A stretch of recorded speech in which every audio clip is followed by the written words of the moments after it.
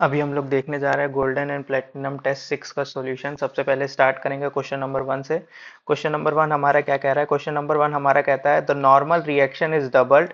अगर हम लोग नॉर्मल रिएक्शन को डबल करते हैं तो कोफिशिएंट ऑफ फ्रिक्शन पे क्या फर्क पड़ेगा? तो हमें पता है जो कोफिशिएंट ऑफ फ्रिक्शन यानी जो हमारे किसकी वैल्यू होती है, जो हमारी म्यू की वैल्यू होती है, वो किस पे डिपेंड करती है? वो हमारा सरफेस पे डिपेंड करती है कि हमारा सरफेस है कैसा। सरफेस हमारा रफ है ना? जितना ज्यादा रफ सरफेस होगा उतना ज्यादा हमारी म्यू की वैल्यू होती है। और म्यू की वैल्यू हमारी कहाँ से कहाँ तक होती है? म्यू की वैल्यू 0 से लेकर के 1 के बीच में होती है।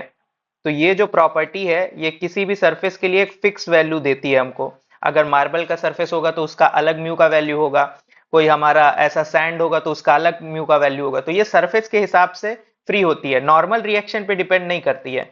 तो आप अगर नॉर्मल रिएक्शन डबल भी कर रहे हैं तो इससे इसको कोई फर्क नहीं पड़ेगा। तो डबल करिए नॉर्मल रिएक्शन या ट्रिपल करिए, उससे कोई फर्क नहीं पड़ेगा कोफिशिएंट ऑफ फ्रिक्शन को। तो जो हमारा आंसर जाएगा वो जाएगा रिमेन सेम। तो हमारा आंसर जो जाएगा वो रिमेन सेम जाएगा। ठीक है। अब इसके बाद हम लोग देखते हैं क्वेश्चन नंबर 2। तो क्वेश्चन नंबर 2 में हमारा क्या बोला है कि सपोज करिए हमने लॉजिक गेट लगाया है। यहाँ पे सबसे पहले हमारा क्या कर रहा है? ए बार मिल रहा है, बी बार मिल रहा है। ठीक है, तो यहाँ पे क्या आएगा? ए बार आएगा, यहाँ पे हमारा बी बार आएगा। अब ये कौन सा गेट है? ये हमारा और गेट है। तो ये क्या करेगा? ए बार प्लस का बी बार, और हमें आगे दिख रहा है कि नॉट का सिंबल लगा हुआ है, तो ये क्या करेगा? इसको नॉट लगा देगा। तो फाइनल जो एक्सप्रेशन हमको देखने को मिलेगा, अब यहाँ डीमॉर्गन लगाएंगे। डीमॉर्गन लगाएंगे तो हमारा क्या हो जाएगा? A double bar dot B double bar. और डबल बार का मतलब क्या होता है कि उसके ऊपर एक भी बार ना होना, यानी ये हमारा क्या हो जाएगा? A dot B. यानी ये कौन सा गेट हो जाएगा? हमारा एंड गेट हो जाएगा। और एंड गेट हमारा ऑप्शन नंबर बी में दिया हुआ है। अब बोल रहा है ratio of mu s and mu k. Mu s और म्यूके का क्या रेशियो होता है? तो जब हम अपना ग्राफ पढ़ रहे थे, एक्सटर्नल फोर्स और फ्रिक्शन जो अप्लाई हो रहा था, तो हमने देखा था जैसे जैसे फोर्स बढ़ा रहे थे वैसे वैसे हमारी फ्रिक्शन की वैल्यू भी बढ़ रही थी। फिर क्या होता है? एक ऐसा पॉइंट आता है जहां पे हमको मैक्सिमम फ्रिक्शन की वैल्यू मिल जाती है, जिसको हम लोग क्लाइमैक्स फ्रिक्शन बोल रहे होते हैं। ठीक है, उसके बाद हमने देखा था कि फ्रिक्शन की एक कांस्टेंट वैल्यू हमको देखने को मिलती थी, जिसको हम लोग क्या बोलते थे? म्यू के बोलते थे। और यहाँ हमको क्या मिलता था? म्यू एस देखने को मिलता था। तो इस ग्राफ से हमको ये पता चलता था कि म्यू एस का जो वैल्यू है वो हमारा किससे ज्यादा होगा? म्यू के से ज्यादा होगा। यानी म्यू एस का वैल्यू म्यू के से ज्यादा होता है। तो अब इसका रेशियो ले लीजिए, म्यू एस अपॉन म्यू के विल बी मोर देन 1। तो म्यू एस और म्यू के का जो रेशियो होगा वो एक से ज्यादा का होगा। यानी ऑप्शन नंबर ए जो होगा वो हमारा करेक्ट चला जाएगा। ठीक है। क्वेश्चन नंबर 4 देखेंगे। क्वेश्चन नंबर 4 में हमारा अगेन लॉजिक गेट का क्वेश्चन है। तो ये हमारा कौन सा गेट है? ये हमारा और गेट है। ठीक है। अब और गेट है तो ये क्या करेगा? ठीक है, अब आगे नॉट भी लगा है तो ये हमारा और के साथ साथ क्या हो जाएगा? नॉर गेट हो जाएगा। यानी ये हमारा सबसे पहले जो एक्सप्रेशन बनेगा वो क्या बनेगा? ए प्लस बी का बनेगा। फिर उसके बाद हम लोग क्या करेंगे? इसके ऊपर बार लगा देंगे। करेक्ट। अब ये क्या है? Single input. ये सिंगल इनपुट हमारा कौन सा गेट है? और गेट है। और जो सिंगल इनपुट और गेट होता है वो कैसा काम करता है? नॉट गेट जैसा काम करता है। तो ये क्या करेगा? इस पे डबल बार लगा देगा। तो डबल बार अगर इस पे लग जाएगा तो ये क्या हो जाएगा? ए प्लस बी हो जाएगा। ठीक है। और ए प्लस बी का मतलब क्या हो गया? ये मेरा और गेट की तरह बिहेव करेगा। यानी ऑप्शन नंबर मेरा क्या चला जाएगा? ए चला जाएगा। ठीक है। फिफ्थ नंबर क्वेश्चन देखते हैं। फिफ्थ नंबर क्वेश्चन में हमें क्या बोल रखा है? Fifth number question, a minimum force of 4 kg weight is required to just pull a block of mass 100 kg on a rough horizontal surface.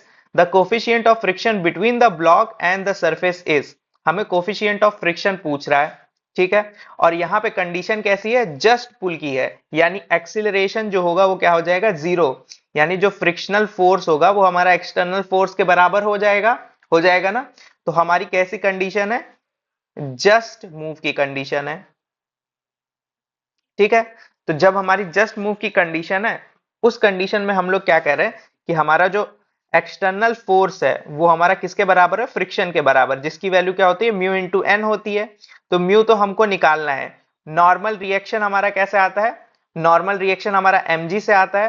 तो यहाँ पे मास कितना दिया हुआ है? मास हमारा दिया हुआ है 100 kg। तो 100 डाल दीजिए। और जी का वैल्यू हमारा 10 होता है। ठीक है। क्योंकि नॉर्मल रिएक्शन जब ब्लॉक हमारा कहां पे रखा हो? हॉरिजेंटल प्लेन पे रखा हो, तो उस कंडीशन में नॉर्मल रिएक्शन हमारा mg के बराबर आता था। ठीक है।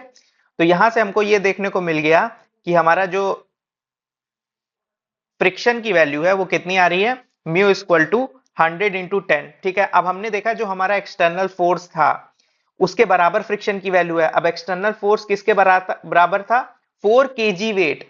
इसका मतलब होता है 4 kg वेट का मतलब होता है जब कभी भी इस फॉर्मेट में दिखे 4 kg वेट, 3 kg वेट, ठीक है, इस तरह के फॉर्मेट में दिखे तो आपको कुछ नहीं करना है। ये एक्चुअली में स्प्रिंग बैलेंस की रीडिंग होती है, तो इसमें हमें बस जी से मल्टीप्लाई कर देना होता है तो हमको एक्चुअल फोर्स मिल जाता है। तो फोर्स की वैल्यू हमारी कितनी हो जाएगी, 4g हो जाएगी। फोर्स की वैल्यू हमारी क्या हो जाएगी, 4g हो जाएगी। ठीक है ना, अब इसमें क्या करना है, बस इसको सॉल्व कर लेना है। जी का वैल्यू हम लोग क्या रखेंगे, 10 रखेंगे, तो ये हमारा क्या हो जाएगा, म्यू इंटू 100 इंटू 10।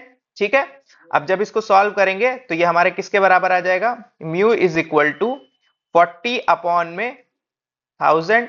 तो एक जीरो से एक जीरो कैंसिल हो जाएगा, हमारे पास बचेगा 0.04। ठीक है, ये हमारा क्या हो जाएगा, म्यू का वैल्यू हो जाएगा, यानी ऑप्शन नंबर सी हमारा जो होगा वो करेक्ट ऑप्शन होगा। ठीक, क्वेश्चन नंबर 6 देखेंगे। क्वेश्चन नंबर 6 में हमारा अगेन क्या है, क्वेश्चन नंबर 6 में हमारा बोल रहा है what is the output Y in the following circuit when all the three inputs A B C are first 0 and then 1। तो यहाँ पे बोल रहा है कि क्या आउटपुट मिलेगा जब पहले ए बी सी हमारे 0 रखे जाएं फिर 1 रखे जाएं। तो यहाँ से अगर हम लोग एक्सप्रेशन लिखेंगे तो यहाँ से हमारा क्या आ जाएगा, चूंकि हमारा एंड गेट है तो ए डॉट बी मिलेगा और यहाँ सी रहेगा। अब इसको जब सॉल्व करेंगे तो क्या हो जाएगा, A dot B dot C, और ऊपर क्या हो जाएगा हमारा बार लग जाएगा क्योंकि आगे क्या लगा है, नॉट लगा है, तो ये नैंड गेट की तरह काम कर रहा है। तो हमारा फाइनल एक्सप्रेशन यानी आउटपुट में जो एक्सप्रेशन मिल रहा है वो क्या मिल रहा है, A dot B dot C. ठीक है, बार अगर इसको आप डीमॉर्गन से खोलना चाहेंगे मतलब हमारा बुलियन लगा करके, तो ये हमारा क्या हो जाएगा, सबके ऊपर बार लग जाएगा क्योंकि हमने क्या किया है, हटाया है इसके ऊपर का बार। ठीक है, अब बोल रहा है कि हमको क्या चाहिए, पहले सबको 0 रखो। तो जब पहले सबको 0 रखेंगे तो 0 का बार प्लस 0 का बार प्लस 0 का बार, तो क्या हो जाएंगे, सभी हमारे क्या हो जाएंगे, 1 हो जाएंगे, क्योंकि 0 का बार मतलब क्या हो गया, 1 प्लस 1 प्लस 1, यानी सब, और 1 1 का आउटपुट हमारा 1 ही आता है। ठीक है, अब दूसरी बार क्या रखना है, हमको सभी वैल्यूज को 1 रखना है, यानी 1 का बार 1 का बार और 1 का बार। और हमें पता है जब 1 का बार होता है तो उसका मतलब होता है हमारा 0। तो 0 प्लस 0 प्लस 0, यानी आउटपुट में हमको क्या देखने को मिलेगा, 0 देखने को मिलेगा। तो यानी हमारा जो आंसर होगा, अगर सारी वैल्यूज हमारी 0 रखी जाए तो आउटपुट में 1 मिलेगा, और सारी वैल्यूज 1 रखी जाए तो आउटपुट में 0 मिलेगा। तो 1 and 0 will be our answer. Question number 7 देखेंगे। क्वेश्चन नंबर 7 में हमारा क्या बोल रहा है, क्वेश्चन नंबर 7 में हमको बोल रहा है कि a body takes n time, body को एन टाइम एज लगता है as much time to slide down a 45 degree rough inclined plane as it takes to slide down a similar but perfectly smooth inclined plane. तो अब हमारे पास क्या है, 45 degree का एक इंक्लाइंड प्लेन है और 45 डिग्री का हमारे पास रफ प्लेन है। एक रफ प्लेन होता है और एक हमारा स्मूथ प्लेन होता है। तो सीधी सी बात है कि जब रफ प्लेन में चलेंगे तो हमें ज्यादा टाइम लगेगा रफ वाले में, और जो स्मूथ वाला होता है उसमें कम टाइम लगता है। करेक्ट, तो वो जल्दी आ जाता है। तो स्मूथ वाला क्या होता है, वो एन टाइम्स ऑफ रफ के होता है, क्योंकि जितना तेजी से ये आएगा इसको क्या लगेगा, समय कम लगेगा, और इसको क्या लगेगा, समय ज्यादा लगेगा, क्योंकि यहाँ पे फ्रिक्शन अपोज कर रहा होगा। तो इसीलिए हमको टाइम में वेरिएशन देखने को मिलता है दोनों कंडीशन में। ठीक है, पर यहाँ पे चली गई दूरी जो होती है वो दोनों की बराबर होती है। ठीक है ना, एक में रिटार्डेशन हो रहा होता है। तो जब इसका हम लोग पूरा डेराइव करते हैं इसको, तो हमें एक ट्रिक देखने को मिलती है। हमारी ट्रिक क्या होती थी, जब कभी भी हम लोग स्मूथ इंक्लाइन प्लेन और similarly n times of rough incline plane की बात करते हैं, तो उस कंडीशन में जो हमको म्यूके की वैल्यू मिलती है वो हमारी किसके बराबर होती है, 1 minus 1 upon N square tan theta के बराबर होती है। तो ये हमारा क्या था, बेसिकली यही हमारा ट्रिक था। ठीक है ना, तो याद रखना है जब कभी भी हमारा रफ और स्मूथ की बात करें और बोले स्मूथ में चला गया समय रफ का n टाइम्स है, तो हमारा फाइनल रिजल्ट क्या होगा। और यहाँ पे आपको एंगल पता होना चाहिए। जैसे इस क्वेश्चन में एंगल आपको 45 डिग्री दे रखा है, तो tan 45 का वैल्यू कितना होता है, हमें पता है tan 45 का वैल्यू हमारा 1 के बराबर होता है। करेक्ट, तो ये हमारा रिजल्ट कितना आएगा, 1 अपॉन में एन स्क्वायर। तो म्यूके का वैल्यू हमारा किसके बराबर आ जाएगा, 1 माइनस में एन स्क्वायर के बराबर आ जाएगा, यानी ऑप्शन नंबर बी जो होगा वो हमारा करेक्ट हो जाएगा। ठीक है, एट्थ वाले में बोल रहा है व्हाट इज इसमें क्या बताना है हमको, रिजल्टेंट बताना है, ठीक है ना, रिजल्टेंट गेट इज, तो कोई दिक्कत नहीं है जी। ये हमारा कौन सा गेट है, ये हमारा और गेट है, ये हमारा एंड गेट है, ये हमारा क्या है, ये हमारा नैंड गेट है, ये हमारा नॉट गेट है, ठीक है। तो अब देखिए यहाँ पे हमारा जो एक्सप्रेशन आएगा वो a प्लस बी आ जाएगा, यहाँ पे जो आएगा वो हमारे पास क्या आ जाएगा, a डॉट बी आ जाएगा। अब नैंड गेट है, नैंड गेट क्या करेगा, a plus B dot A dot B, ठीक है, और नॉट लगा है तो क्या करेगा, ऊपर बार लगा देगा, और आगे चल के एक और नॉट लगा है तो एक और बार लग जाएगा, ठीक है ना। तो हमें फाइनल एक्सप्रेशन हमारा ये देखने को मिल रहा है, ये हमारा क्या है, फाइनल एक्सप्रेशन है। तो जब ये हमारा फाइनल एक्सप्रेशन है तो हम लोग क्या करेंगे, अब अपना जो हमारे पास थ्योरम्स है उसको अप्लाई करेंगे। तो जब कभी भी दो बार होता है तो क्या हो जाता है, आपस में कैंसिल आउट हो जाता है। तो हमें फाइनल एक्सप्रेशन क्या देखने को मिलेगा, A plus B dot A dot B, ठीक है, ये हमको फाइनल एक्सप्रेशन देखने को मिलेगा। अब क्या करेंगे, ये जो हमारा ए बी वाला टर्म है, इस पूरे टर्म को पहले ए से मल्टीप्लाई करेंगे और फिर बी से मल्टीप्लाई करेंगे। तो जब ए से मल्टीप्लाई करेंगे तो हमारे पास क्या आ जाएगा, ए बी सब में डॉट है, प्लस बी ए बी, ये हमको देखने को मिलेगा। ए मिल करके हमारे किसके बराबर हो जाएंगे, ए बी के बराबर। ए का हमारा क्या आता है, रिजल्ट ए ही आता है, इसलिए हमारा आंसर जो होगा यहाँ पे ए बी आएगा, और बी का जो रिजल्ट होगा वो बी के बराबर होगा, तो बी ए आ जाएगा। अब इसको मैं क्या लिख सकता हूँ, ए डॉट बी भी लिख सकता हूँ, ठीक है। तो ए डॉट बी हमारा किसका एक्सप्रेशन होता है, एंड गेट का एक्सप्रेशन होता है। तो हमारा रिजल्ट क्या आ जाएगा, डी ऑप्शन आ जाएगा, ठीक है। नाइन्थ वाला देखेंगे। नाइन्थ वाले में हमारा बोल रहा है, minimum force required to move a body up an inclined plane of 30 degree is found to be thrice the minimum force required to prevent it from sliding down the plane. The coefficient of friction between the plane and body is, हमें coefficient of friction बताना है plane और body के बीच में।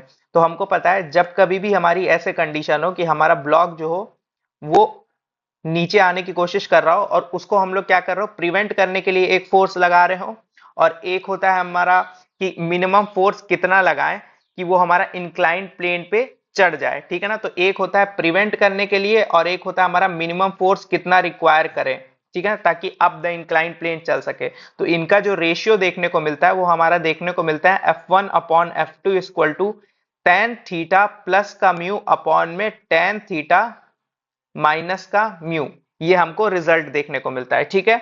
अब यहाँ पे हमारा बोला है कि जो भी हमारा क्या कहते हैं F1 का वैल्यू है, यानी जो मिनिमम फोर्स रिक्वायर है बॉडी को ऊपर लाने के लिए, वो किसके बराबर है, thrice of force to prevent it, यानी जो हमारा प्रिवेंट करने वाला फोर्स है उसका 3 गुना। तो इससे हमको ये देखने को मिलता है कि F1 अपॉन F2 का जो रेशियो होगा वो किसके बराबर होगा, 3 के बराबर होगा। तो यहां से दिख रहा है कि हमको F1 अपॉन F2 का रेशियो 3 के बराबर होगा, तो F1 अपॉन F2 की जगह मैं 3 भी लिख सकता हूं, ठीक है, क्योंकि क्वेश्चन में ही हमको बोल दिया था कि हमारा जो बॉडी ऊपर ले जाने के लिए हम लोग जो मिनिमम फोर्स लगा रहे होते हैं वो हमारा कितने गुना है, थ्राइस है, इस वजह से, ठीक है। तो यहां से हमको रिजल्ट मिल जाएगा, ये हमारा किसके बराबर हो जाएगा, 3 हो जाएगा। अब टेन थीटा, थीटा हमारा कितना दिया हुआ है, 30 डिग्री, तो पुट कर दीजिए टेन का 30 डिग्री माइनस का म्यू अपॉन में टेन का 30 डिग्री प्लस का म्यू, ठीक है, ये हमारा हो जाएगा। अब इसको सॉल्व करेंगे तो हमारा क्या आ जाएगा, इसको इधर क्रॉस मल्टीप्लाई करिए, क्रॉस मल्टीप्लाई करने पे हमारा क्या आ जाएगा, टेन 30 डिग्री माइनस का म्यू, और टेन थर्टी का वैल्यू होता कितना है, टेन थर्टी का वैल्यू हमारा होता है 1 अपॉन में √3 प्लस का म्यू, ठीक है। अब ये कितना हो जाएगा, अंदर 3 को मल्टीप्लाई कर दीजिए, तो 3, टेन थर्टी का वैल्यू 1 अपॉन √3, अंदर 3 मल्टीप्लाई हुआ है तो ये 3 म्यू हो जाएगा, ये 1 अपॉन √3 प्लस का म्यू हो जाएगा। अब क्या करिए, दोनों को एक साइड ले आ लीजिए, म्यू वाला टर्म एक साइड और ये √3 वाला टर्म एक साइड, तो ये क्या हुआ, 3/√3 माइनस में 1 अपॉन में √3, ये वाला जो टर्म रहेगा माइनस का √3 वो इधर जाएगा तो प्लस में हो जाएगा। तो क्या हो गया, ये हमारा 3 म्यू प्लस में म्यू। तो इसको जब फर्दर सॉल्व किया जाएगा,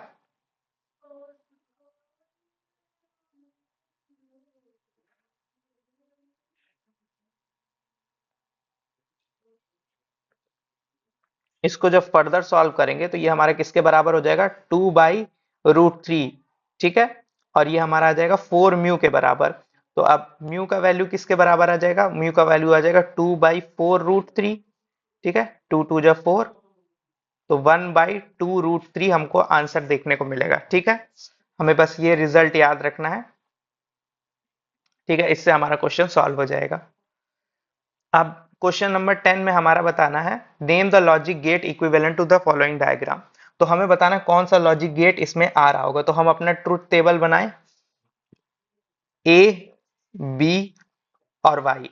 ठीक है ना, पहले क्या करते हैं, पहले हम लोग ए को ऑन करते हैं, बी को ऑफ करते हैं, देखते हैं आउटपुट क्या आता है। तो जब हम लोग ए को ऑन करेंगे तो सर्किट कंप्लीट हो जाएगा। तो क्या करेगा, जो हमारे करंट होगा वो इस डायरेक्शन से आ करके, क्योंकि इस डायरेक्शन में हमें कोई भी रेजिस्टेंस देखने को नहीं मिल रहा है, तो वो बल्ब के साइड नहीं जाएगा, क्योंकि बल्ब के साइड हमको बल्ब में रेजिस्टेंस देखने को मिलता है और करंट उधर से जाता है जिधर उसको मिनिमम रेजिस्टेंस देखने को मिले। तो इधर से इधर आ जाएगा तो बल्ब हमारा ग्लो नहीं करेगा। ठीक है ना, तो ए को ऑन करने पे बल्ब हमारा ग्लो नहीं कर रहा है, यानी रिजल्ट में हमारा क्या हो जाएगा, 0। अब क्या करते हैं हम लोग, ए को ऑफ करते हैं, बी को ऑन करते हैं, तब देखते हैं हमारा रिजल्ट क्या हो जाएगा। जब हम लोग बी को ऑन करेंगे तो क्या होगा, करंट डायरेक्ट इस पाथ से आ जाएगा। अगर करंट डायरेक्ट इस पाथ से आ जाएगा तो हमें क्या रिजल्ट देखने को मिलेगा, देखिए यहाँ पे भी बल्ब नहीं जला, क्योंकि हमें बल्ब वाले पाथ में क्या देखने को मिलेगा, रेजिस्टेंस देखने को मिलेगा। इस वजह से हमारा डायरेक्ट जो करंट होगा वो हाई पोटेंशियल से लो पोटेंशियल पे आ जाएगा। ये हमारा क्या है, हाई पोटेंशियल, ये क्या है हमारा लो पोटेंशियल। तो हमारा करंट डायरेक्ट हाई पोटेंशियल से लो पोटेंशियल पे आ जाएगा। ठीक है, अब यहाँ पे हमको क्या देखने को मिला कि यहाँ पे भी बल्ब नहीं ग्लो किया है। अब मैं दोनों को ऑन कर देता हूं। जब मैं दोनों को ऑन कर दूंगा, यानी यहां से भी सर्किट कंप्लीट, यहां से भी सर्किट कंप्लीट, तो ये हाई वोल्टेज है, ये क्या करेगा, किसी भी एक पाथवे से हमारा इधर आ जाएगा, क्योंकि शॉर्ट सर्किट हो गया है। तो अब क्या करेगा, इधर से ही आ जाए, ठीक है, चाहे उधर से आ जाए, क्योंकि अब क्या करेगा, ये मिनिमम रेजिस्टेंस के थ्रू ही जाएगा। तो इस कंडीशन में भी हमारा जो बल्ब होगा वो नहीं जलेगा, तो इस कंडीशन में भी हमारा 0 देखने को मिलेगा। और जब दोनों ओपन रहेंगे, जब दोनों ओपन रहेंगे तो इधर तो सर्किट इनकम्प्लीट हो रहा है और इधर भी सर्किट इनकम्प्लीट हो रहा है, तो इधर से जाएगा ही नहीं। तब हमारा करंट जो होगा वो बल्ब के थ्रू जाएगा और बल्ब जो होगा हमारा ग्लो कर जाएगा उस कंडीशन में। तो हमारा जब दोनों 0 है, यानी ए को भी 0 रख रहा हूं और बी को भी 0 रख रहा हूं, तो मेरा जो आउटपुट आ रहा है वो किसके बराबर आ रहा है, तब मेरा आउटपुट 1 के बराबर आ रहा है।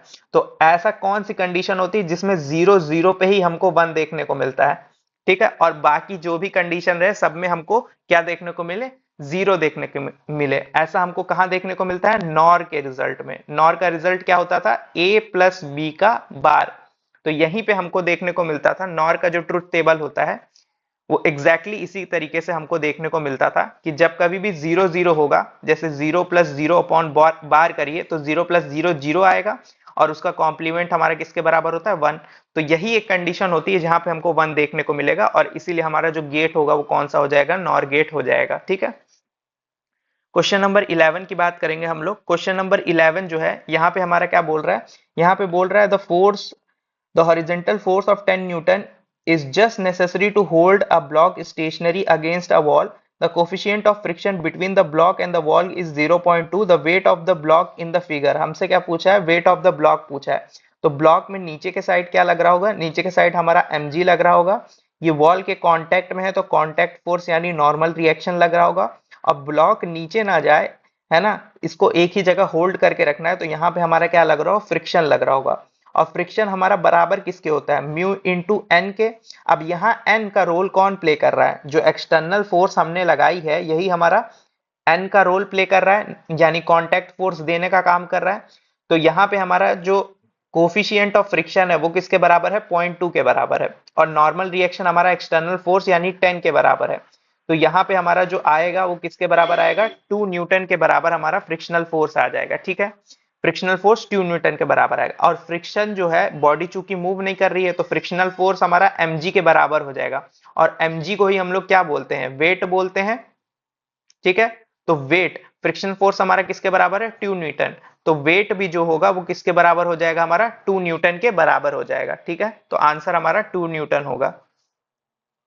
अब 12th वाला हम लोग को देखना है। 12th वाले में हमारा बोल रहा है कि गिवन ट्रुथ टेबल इज, तो ये हमारा ट्रुथ टेबल कौन सा है। तो अगर आपको याद हो कि जब कभी भी हमारी जो सेम सेम होता है, इसको याद रखिएगा, जब कभी भी हम लोग सेम सोइंग क्वांटिटी पुट करते हैं, यानी 0 0 हो या फिर 1 और 1 हो, यानी 0 0 हो या 1 1 हो, और यहाँ पे क्या होता है डिफरेंट, 1 0 डिफरेंट है, 0 1 डिफरेंट है, तो जब कभी भी सेम सेम का रिजल्ट आपको क्या मिले, जीरो मिले, सेम सेम का रिजल्ट जीरो मिले, तो वो गेट कौन सा होता है, वो जॉर गेट होता है। तो सेम सेम का रिजल्ट अगर आपको जीरो मिल रहा है तो वो कौन सा होता है, जॉर गेट होता है। और जॉर गेट का एक्सप्रेशन हमको पता ही है, ए बार बी प्लस बी बार ए। ठीक है, आप वैल्यूज पुट करेंगे तो आपको रिजल्ट जो होगा एग्जैक्टली सेम मिलेगा। चाहे यहां पुट करके देखिए, 0 बार 0, पहली वाली वैल्यू पुट कर रहा हूं, 0 बार 0 प्लस 0 बार ए को भी हमने जीरो माना है, तो 0 बार ये 1 जीरो हो जाएगा, जीरो हो जाएगा, रिजल्ट हमको क्या देखने को मिला, जीरो। इसका मतलब क्या है, हमने जो माना है वो हमारा एग्जैक्टली करेक्ट है। तो याद रखना है कि जब कभी भी सिमिलर जो हमारी क्वांटिटी होती है, जैसे 0 0 हो गया, 1 1 हो गया, सेम इनपुट हो और उसका रिजल्ट हमको जीरो देखने को मिले, उस केस में हमारा जो आउटपुट होता है वो किसके बराबर हो जाता है, आउटपुट का वैल्यू हमारा बराबर हो जाता है जीरो के। और ऐसा कौन से गेट में देखने को मिलता है, ऐसा हमको देखने को मिलता है जॉर गेट में। तो जॉर गेट में हमको देखने को मिलता है। ठीक है, अब क्वेश्चन नंबर 13 की बात करेंगे। क्वेश्चन नंबर 13 में हमारा बोल रहा है कि a block of mass 2 kg is placed on the floor, the coefficient of static friction is 0.4, if the force of 2.8 newton is applied parallel to the floor, the force of friction between the block and the floor is। हमें force of friction पूछा है, ठीक है ना, block के बीच में और surface के बीच में। हमारा ब्लॉक कितने का है, 2 kg का हमारा ब्लॉक है। यहाँ जो फ्रिक्शन की वैल्यू हमको दे रखी है वो कितना दिया हुआ है, 0.4 हमको दे रखा है, और बोल रहा है कि हम जो फोर्स है वो 2.8 न्यूटन का हम लोग फोर्स अप्लाई कर रहे हैं। तो सबसे पहले हम लोग क्या करते हैं, अपना मैक्सिमम फ्रिक्शन की वैल्यू निकाल लेते हैं, जो किसके बराबर होता है, म्यू इंटू एन के बराबर। म्यू का वैल्यू 0.4 है, और एन इस केस में जो नॉर्मल रिएक्शन होगा वो किसके बराबर हो जाएगा, हमारा mg के बराबर हो जाएगा। ठीक है ना, जब कभी भी ब्लॉक हमारा हॉरिजेंटल प्लेन पे होता है तो उस टाइम पे हमारा n का वैल्यू mg के बराबर हो जाता है। तो मास हमारा कितना है 2 और g का वैल्यू कितना है 10, तो ये हमारा कितना हो जाएगा 4 इंटू 2, यानी कि हमारा किसके बराबर 8 न्यूटन के बराबर हमारा मैक्सिमम फ्रिक्शन लग सकता है। हमने फोर्स कितने का लगाया, हमने जो फोर्स लगाया है वो हमारा 2.8 न्यूटन का है, यानी हमारा जो फ्रिक्शन की वैल्यू है उससे छोटा है। इस वजह से हमारा जो फ्रिक्शन फोर्स लगेगा वो स्टैटिक वाला होगा और उसकी वैल्यू किसके बराबर आ जाएगी, 2.8 के बराबर ही आ जाएगी। ठीक है ना, 2.8 के बराबर ही आ जाएगी। अब क्वेश्चन नंबर 14 की बात करेंगे। क्वेश्चन नंबर 14 में हमारा बोल रहा है the correct Boolean expression is represented.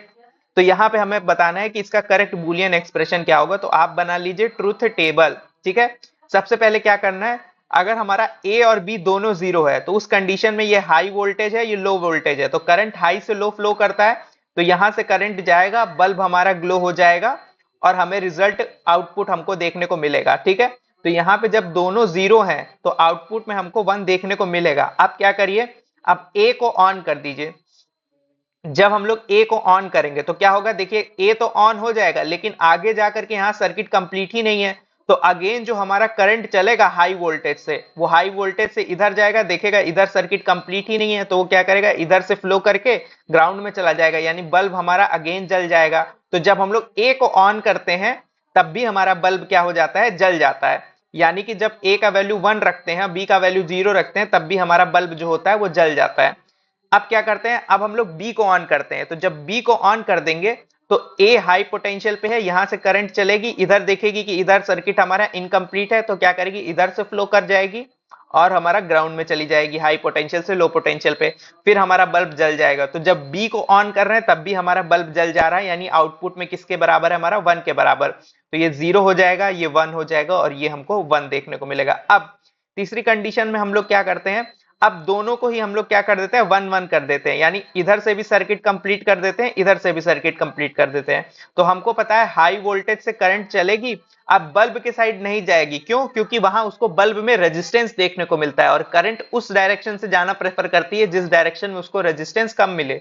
तो वो ए के थ्रू होकर के बी तक जाकर के हमारा ग्राउंड में चली जाती है। इस वजह से हमको रिजल्ट क्या देखने को मिलेगा कि बल्ब अब ग्लो नहीं कर रहा है। तो जब ए और बी दोनों ऑन होंगे तो बल्ब जो होगा वो हमारा ग्लो नहीं करेगा। ठीक है ना, तो यहाँ पे हमको ये देखने को मिला, जब ये भी 1 है ये भी 1 है, तो हमको बल्ब ग्लो होता हुआ नहीं देखने को मिला। यानी सिर्फ एक कंडीशन ऐसी है जहां पे हमको 0 देखने को मिल रहा है, बाकी सब में हमको क्या देखने को मिल रहा है, 1 1 वन देखने को मिल रहा है। और ऐसा हमको कहाँ देखने को मिलता है? ऐसा हमको नैंड गेट में देखने को मिलता है। ये ट्रुथ टेबल किसकी है? नैंड गेट की है, क्योंकि उसका क्या एक्सप्रेशन होता है? ए डॉट बी का कॉम्प्लीमेंट। तो अगर आप सारी वैल्यूज रखिए, जैसे पहली वैल्यू रखूं मैं 0.0 और इसका कॉम्प्लीमेंट क्या आता है? 1 आता है। दूसरी वैल्यू चेक करके देख लीजिए 1.0, तो 1.0 का रिजल्ट हमारा किसके बराबर आएगा? 0। उसका भी रिजल्ट क्या होगा? 1। तो इसलिए हमको पता है ये हमारा क्या हो जाएगा? नैंड गेट के बराबर हो जाएगा। ठीक है, तो हमारा आंसर जो होगा वो बी वाला आंसर जो होगा वो करेक्ट जाएगा। अब 15th वाला देखते हैं। 15th वाले में बोल रहा है, a block is placed on a inclined plane, the angle of inclination is theta of the plane is such that the block slide down the plane at a constant speed. The coefficient of kinetic friction, तो हमारा coefficient of kinetic friction हमसे पूछ रहा है। तो कोई एक block होगा, ब्लॉक हमारा क्या कर रहा है? स्लाइड कर रहा है नीचे। ब्लॉक हमारा नीचे स्लाइड कर रहा है। तो ब्लॉक नीचे स्लाइड क्यों कर रहा है? क्योंकि नीचे साइड हमारा कौन लग रहा है? M g sine theta. ठीक है, एम जी साइन थीटा नीचे लग रहा है, यानी वेट का एक कंपोनेंट हमारा लग रहा है। तो अगर ब्लॉक की टेंडेंसी नीचे जाने की है तो फ्रिक्शन किधर लगेगा? ऊपर लगेगा। और हमसे क्या बोला है? एक्सिलरेशन जीरो है, क्योंकि वेलोसिटी क्या बोल दिया? कांस्टेंट। वेलोसिटी कांस्टेंट का मतलब एक्सिलरेशन जीरो। तो इस कंडीशन में फोर्स जो होगा वो किसके बराबर होगा? हमारा फ्रिक्शन का फोर्स जो होगा वो हमारा किसके बराबर हो जाएगा? एम जी साइन थीटा का। ठीक है, तो frictional force m g sine theta के बराबर हो जाएगा। और फ्रिक्शन होता क्या है? फ्रिक्शन होता है म्यू इंटू एन। अब यहाँ पे जो नॉर्मल रिएक्शन होता है, ये नॉर्मल रिएक्शन mg के कौन से कंपोनेंट से? कॉस वाले कंपोनेंट से बैलेंस होता है, क्योंकि mg का कंपोनेंट ये होता है और यहां से लगा थीटा होता है, और थीटा से अटैच कंपोनेंट हमारा क्या आता है? कॉस थीटा, यानी mg का कॉस थीटा आता है। तो ये हमारा क्या हो जाएगा? Mu mg cos theta, mu mg cos theta बराबर mg sin थीटा। ठीक है, तो mg से mg कट जाता है, तो यहां से हमको क्या देखने को मिलता है कि म्यू बराबर साइन थीटा, और ये cos थीटा यहां लेकर के चले जाइए, तो क्या हो जाएगा? Sine theta upon cos theta. तो sine theta upon cos theta किसके बराबर होता है? tan थीटा के बराबर होता है। तो म्यू का जो वैल्यू होगा वो tan थीटा के बराबर होगा। ठीक है, तो हमारा ऑप्शन नंबर डी जो होगा वो करेक्ट चला जाएगा। अब क्वेश्चन नंबर 16 देखेंगे। क्वेश्चन नंबर 16 में हमारा बोला है कि इसका हमारा रिजल्ट क्या आएगा। ठीक है, तो अब यहाँ पे हमको देखने को मिल रहा है ये हमारा कौन सा गेट है? और गेट है। ये हमारा कौन सा गेट है? और गेट है। और ये हमारा कौन सा गेट है? एंड गेट है। तो यहाँ से जो हमारा रिजल्ट आएगा ये क्या कर देगा? W प्लस एक्स कर देगा, और ये हमारा क्या करेगा? W प्लस वाई करेगा। और एंड गेट क्या करेगा? इन दोनों को मल्टीप्लाई करने का काम करता है, मतलब डॉट करने का काम करता है। X plus W plus x dot W plus Y, ये हमारा रिजल्ट आया। अब क्या करिए, यहां पे जब ऐसा एक्सप्रेशन रहे तो पहले इसको क्या करना पड़ेगा? इससे मल्टीप्लाई करना पड़ेगा। ठीक है, फिर W को इससे मल्टीप्लाई करना पड़ेगा पहले बार में। ठीक, फिर क्या करना है? इसको भूल जाना है। फिर x को इससे मल्टीप्लाई करना है, फिर x को क्या करना है? इससे मल्टीप्लाई करना है। तो अब W से स्टार्ट करेंगे, W को एक बार अंदर मल्टीप्लाई करेंगे W के साथ, तो W W हो जाएगा। फिर W को Y के साथ मल्टीप्लाई करेंगे तो W और Y हो जाएगा। फिर X को किसके साथ मल्टीप्लाई करेंगे? X को W के साथ करेंगे, तो ये हमारा क्या हो जाएगा? X into W, X into W, और X को फिर क्या करेंगे? Y के साथ करेंगे, तो क्या हो जाएगा? X into Y. ठीक है, अब क्या करना है? इन दोनों को उठाइए। इन दोनों में क्या कॉमन है? W कॉमन है, तो W बाहर निकाल लीजिए। बचेगा क्या? बचेगा आपके पास यहाँ W, और W हमारा किसके बराबर होता है? देखिए, जब A और A होता है तो A का रिजल्ट हमारे पास क्या आता है? A आता है। तो W और W का रिजल्ट हमारे पास क्या आएगा? W और W का रिजल्ट W आएगा। तो यहाँ पे क्या करिए? पहले W कर दीजिए। ठीक है, तो ये W और W मिल करके हमारा किसके बराबर हो गए? W के बराबर हो गए ना।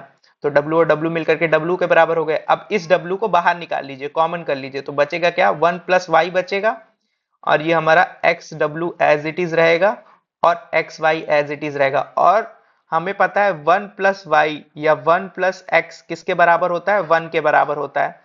तो यहाँ पे क्या है? 1 प्लस वाई, तो 1 के बराबर होगा, और W इंटू वन हमारा किसके बराबर होगा? या W डॉट वन हमारा W के बराबर ही होगा। तो ये हमारा क्या होगा? X into W plus X Y. अब यहाँ देखिए, अगेन हम लोग क्या कॉमन ले सकते हैं? W कॉमन ले सकते हैं, तो W कॉमन ले लीजिए। बचेगा क्या? 1 प्लस एक्स बचेगा। ठीक है, और ये हमारा क्या हो गया? x और y हो गया। अब अभी हमने देखा 1 प्लस एक्स किसके बराबर होता है? 1 के बराबर होता है, और w डॉट वन किसके बराबर हो जाएगा? w ही हो जाएगा, w प्लस एक्स वाई। तो हमारा जो रिजल्ट देखने को मिल रहा है वो क्या देखने को मिल रहा है? w plus x dot y, यानी option number C. Question number 17 की बात करेंगे। क्वेश्चन नंबर 17 में हमारा बोल रहा है कि अब ब्लॉक, कोई हमारा एक ब्लॉक है, उसको हम लोग वॉल के अगेंस्ट हम लोग रखते हैं और फोर्स लगाते हैं कितने का, 5 न्यूटन का हम लोग उस पे फोर्स लगा रहे हैं, ठीक है। और यहाँ पे ब्लॉक का जो मास है वो किसके बराबर है, 0.1 केजी के बराबर है, ठीक है, 0.1 केजी के बराबर है। अब यहाँ पे हमको क्या करना है, इसको एक ही जगह पे हेल्ड करके रखना है, ठीक है ना, अगेंस्ट द वॉल। तो और फ्रिक्शन का वैल्यू हमारा किसके बराबर है, फ्रिक्शन का वैल्यू हमारा यहाँ पे देखने को मिल रहा है 0.5 के बराबर। तो बोल रहा है मैग्नीट्यूड ऑफ फ्रिक्शनल फोर्स, हमारा कितना फ्रिक्शनल फोर्स लगेगा। तो सीधी सी बात है, नीचे साइड हमारा क्या काम कर रहा होगा, mg काम कर रहा होगा। तो ब्लॉक का मास कितना है 0.1, और ऑप्शन देखिए 0.98 है, तो g का कौन सा वैल्यू रखिए 9.8। तो 9.8 जब रखेंगे यहाँ पे तो हमारा mg का वैल्यू किसके बराबर आ जाएगा, 0.98 बराबर आ जाएगा। अब इसकी टेंडेंसी नीचे जाने की है, तो फ्रिक्शन का फोर्स किधर लगेगा, ऊपर की तरफ लगेगा। तो फ्रिक्शन हमारा किसके बराबर होता है, म्यू इंटू एन के बराबर होता है। तो यहाँ पे नॉर्मल रिएक्शन यानी कॉन्टैक्ट फोर्स का काम कौन कर रहा है, जो हमने एक्सटर्नल फोर्स लगाया है यानी 5 न्यूटन वाला, यही हमारा नॉर्मल रिएक्शन का काम कर रहा है। तो ये 5 हो जाएगा। और म्यू का वैल्यू हमारा किसके बराबर है, 0.5, हमको क्वेश्चन में दे रखा है। 0.5 इंटू 5 कर देंगे तो ये हमारा क्या आ जाएगा, 2.5 न्यूटन का हमारा फ्रिक्शन फोर्स लग सकता है। तो देखिए जो फ्रिक्शनल फोर्स है वो क्या है, वो ज्यादा है mg से, यानी 0.98 से ज्यादा फ्रिक्शनल फोर्स हमारा लग सकता है। तो यहाँ पे बॉडी स्टैटिक फ्रिक्शन में रहेगी, यानी जो फ्रिक्शन इस समय लग रहा होगा वो किसके बराबर होगा, 0.98 के बराबर होगा, ठीक है, यानी ऑप्शन नंबर बी। लग सकता कितना है, लग सकता है 2.5 न्यूटन, पर लग कितना रहा है, लग रहा है हमारा 0.98, ठीक है। लग सकता है नहीं पूछा है, कितना लग रहा है वो पूछा है। अब बोल रहा है which of the following gate is an universal gate. तो हमें पता है ये जो बेसिक गेट होते हैं, OR gate, NOT gate, AND gate, पर जो यूनिवर्सल गेट होता है जिससे हम लोग बाकी सभी गेट बना लेते हैं, वो हमारा कौन होता है, नैंड गेट होता है, ठीक है। अब क्वेश्चन नंबर 19 की बात करेंगे। क्वेश्चन नंबर 19 में हमारा क्या कह रहा है, क्वेश्चन नंबर 19 में बोल रहा है कि हमारा ब्लॉक है जो कितने का है, 10 केजी का है। 10 केजी का हमारा एक ब्लॉक है जिसको हमने हॉरिजेंटल सरफेस पे रखा है, और कोफिशिएंट ऑफ स्टैटिक फ्रिक्शन जो है वो 0.70 है। तो यहाँ पे हमको क्या बताना है, फ्रिक्शनल फोर्स बताना है हमको। तो एक कंसेप्ट हमको ये याद रखना है कि जब तक हम लोग बाहर से कोई एक्सटर्नल फोर्स नहीं लगाते हैं, यानी हमारा जो एफ एक्सटर्नल है वो हमारा किसके बराबर है, वो 0 के बराबर है। अगर एक्सटर्नल फोर्स जब तक नहीं लगाते हैं तब तक हमारा जो फ्रिक्शनल फोर्स होगा वो भी किसके बराबर होगा, 0 के बराबर होगा। क्योंकि जब हम लोग एक्सटर्नल फोर्स देंगे तब हमारा रिलेटिव मोशन की टेंडेंसी आएगी, और जब रिलेटिव मोशन की टेंडेंसी आएगी तभी फ्रिक्शन काम करेगा। तो यहाँ पे हमने कोई फोर्स दिखाया ही नहीं है, अगर कोई फोर्स ही नहीं दिखाएंगे तो फ्रिक्शन ही नहीं लगेगा। तो हमारा आंसर जो होगा वो ऑप्शन नंबर डी यानी 0 आ जाएगा, ठीक है। क्वेश्चन नंबर 20 की बात करते हैं। बोल रहा है आउटपुट ऑफ और गेट इज 1। आउटपुट ऑफ और गेट, तो और गेट का हमारा एक्सप्रेशन क्या होता है, a प्लस बी का आउटपुट हमारा y होता है। तो बोल रहा है कि हमें क्या चाहिए, आउटपुट में 1 चाहिए। अगर आउटपुट में 1 चाहिए तो हमारा क्या क्या इनपुट हो सकता है। तो अगर यहाँ पे 1 और 0 रखूं तो भी 1 देखने को मिलेगा, और 0 और 1 रखूं तो भी 1 देखने को मिलेगा। तो इनपुट में मैं क्या कर सकता हूं, या दोनों को 1 कर दूं तो भी मुझे क्या देखने को मिलेगा, 1 देखने को मिलेगा। तो या तो a या दोनों हमारा क्या हो जाए, 1 हो जाए, या a या b या दोनों 1 हो जाए, तो आउटपुट में 1 देखने को मिलेगा। तो हमारा आंसर क्या होगा, ऑप्शन नंबर बी हो जाएगा कि या तो एक या तो दोनों, अगर 1 हो गए तो आउटपुट में हमको क्या देखने को मिलेगा, 1 देखने को मिलेगा। अब 21 वाले क्वेश्चन की बात करते हैं। 21 वाले क्वेश्चन में बोल रहा है, a block slide down the inclined plane making an angle of 60 degree. तो ब्लॉक है हमारा इंक्लाइंड प्लेन से नीचे आ रहा होगा, और एंगल कितने का बना रहा होगा, 60 डिग्री का एंगल बना रहा होगा। यहाँ पे हमारा ब्लॉक होगा, ठीक है। अब ब्लॉक जो होगा उसकी आने की टेंडेंसी नीचे की होगी, mg sin थीटा से नीचे आने की कोशिश कर रहा होगा, और फ्रिक्शन जो होगा वो ऊपर साइड लग रहा होगा। यहाँ थीटा हमारा कितना दिया है, 60 डिग्री दिया हुआ है। एक्सिलरेशन कितना दिया हुआ है, g/2 दिया हुआ है, और हमसे क्या पूछ रहा है कि हमारा काइनेटिक फ्रिक्शन का कोफिशिएंट कितना होगा।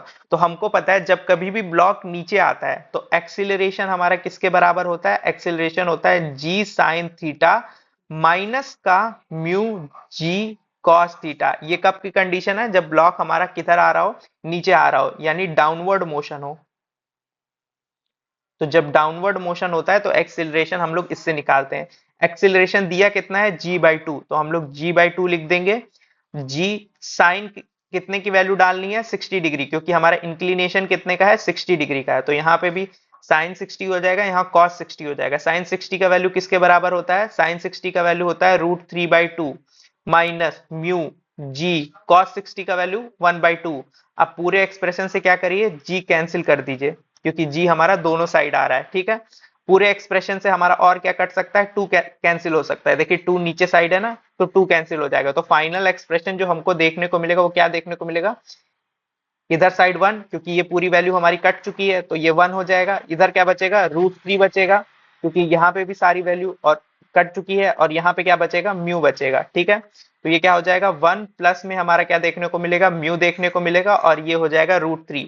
तो म्यू का वैल्यू किसके बराबर हो जाएगा, √3 माइनस में 1, और √3 का वैल्यू कितना है, 1.732 माइनस में 1, और ये वैल्यू आएगी हमारी 1 में से जब इतना माइनस करेंगे तो बचेगा कितना, 0.732, ठीक है। ये हमको क्या देखने को मिलेगा, रिजल्ट देखने को मिलेगा, यानी हमारा किसकी वैल्यू, फ्रिक्शन, काइनेटिक फ्रिक्शन की वैल्यू हमको देखने को मिलेगी।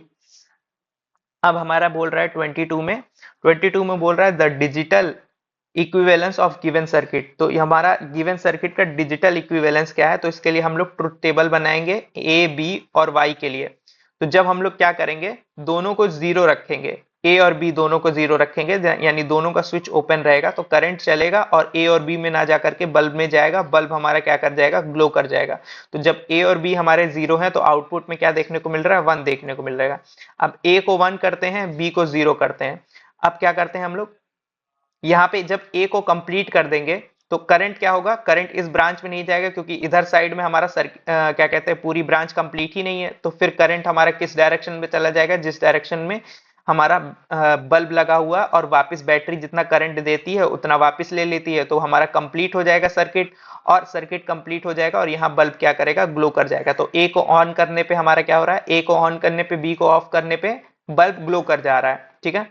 तो हमारा बल्ब ग्लो कर जा रहा है, यानी हमारा ऑप्शन जो होगा वो 1 आ रहा है। अब क्या करते हैं, अब हम लोग ए को 0 करते हैं, बी को ऑन करते हैं। अब जब बी को ऑन कर देंगे और ए को ऑफ रखेंगे तब भी करंट हमारा ऐसे जाएगा और ये हमारा बल्ब ग्लो कर जाएगा, क्योंकि नीचे से सर्किट इनकम्प्लीट है। तो अब क्या देखने को मिल रहा है रिजल्ट, कि हमारा बल्ब जो है वो ग्लो कर जा रहा है, तो बल्ब हमारा अगेन ग्लो कर जा रहा है। अब अगर दोनों को ही ऑन कर दे रहे हैं, ए और बी दोनों को ऑन कर देंगे, अगर ए और बी दोनों को ऑन कर देंगे तो यहाँ से शॉर्ट सर्किट हो जाएगा, करंट हमारा इसी ब्रांच से हमारा जो हमने एक्सटर्नल बैटरी लगाई है उसके पास आ जाएगा। तो यहाँ इस केस में हमारा बल्ब ग्लो नहीं करेगा, ठीक है। तो जब दोनों को ऑन करते हैं तो बल्ब ग्लो हमारा नहीं करेगा, यानी रिजल्ट हमारा 0 आ जाएगा। तो अगर इसको देखा जाए तो ये हमारा किसका ट्रुथ टेबल है, तो हमें देखने को मिलेगा ये जो ट्रुथ टेबल है वो किसका है, नैंड का ट्रुथ टेबल है, ठीक है। और नैंड का एक्सप्रेशन क्या होता था, नैंड का एक्सप्रेशन होता था ए डॉट बी का बार, और यहाँ पे हमारी जो जीरो वैल्यू है वो तभी आ सकती है जब ए भी जीरो हो और बी भी जीरो हो, तो हमको 1 देखने को मिलेगा, और जब ए 1 हो और बी 1 हो, सिर्फ इसी कंडीशन में हमको क्या देखने को मिलेगा, आउटपुट 0। तो इस वजह से ये जो हमारा गेट बनेगा इसके इक्विवेलेंट, वो कौन सा गेट होगा, नैंड गेट होगा, ठीक है, यानी ऑप्शन नंबर सी। अब उसके बाद 23 वाला एक्सप्रेशन देखेंगे। 23 वाले में हमारा बोल रहा है a block a body of mass 2 kg is being dragged on a rough horizontal surface, जिसका फ्रिक्शन म्यू का वैल्यू हमारा किसके बराबर दिया है, coefficient of friction 0.20 with a uniform velocity of 2 meter per second. Find the amount of heat generated in calories in 10 second. तो calorie में हमको बताना है कितना हीट जनरेट होगा।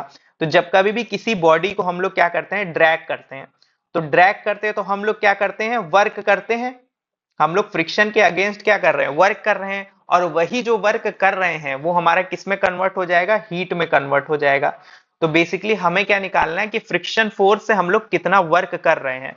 तो हमारा क्वांटिटी दी क्या हुई है कि ब्लॉक का मास कितना है, 2 kg है, सरफेस के बीच में फ्रिक्शन की वैल्यू क्या है, 0.20 है, और मोशन कैसा हो रहा है हमारा, यूनिफॉर्म मोशन है, कैसा हमारा यूनिफॉर्म मोशन है। और वेलोसिटी कांस्टेंट है जो कि 2 मीटर पर सेकंड के बराबर है। वेलोसिटी कांस्टेंट का मतलब एक्सीलरेशन जो है वो 0 के बराबर है, और टाइम जो है वो 10 सेकंड का हमको दे रखा है, 10 सेकंड तक हम लोग बॉडी चलाते हैं। तो जब कभी भी यूनिफॉर्म मोशन होता है तो हम लोग डिस्टेंस का कौन सा फॉर्मूला यूज करते हैं, distance equal to speed into time.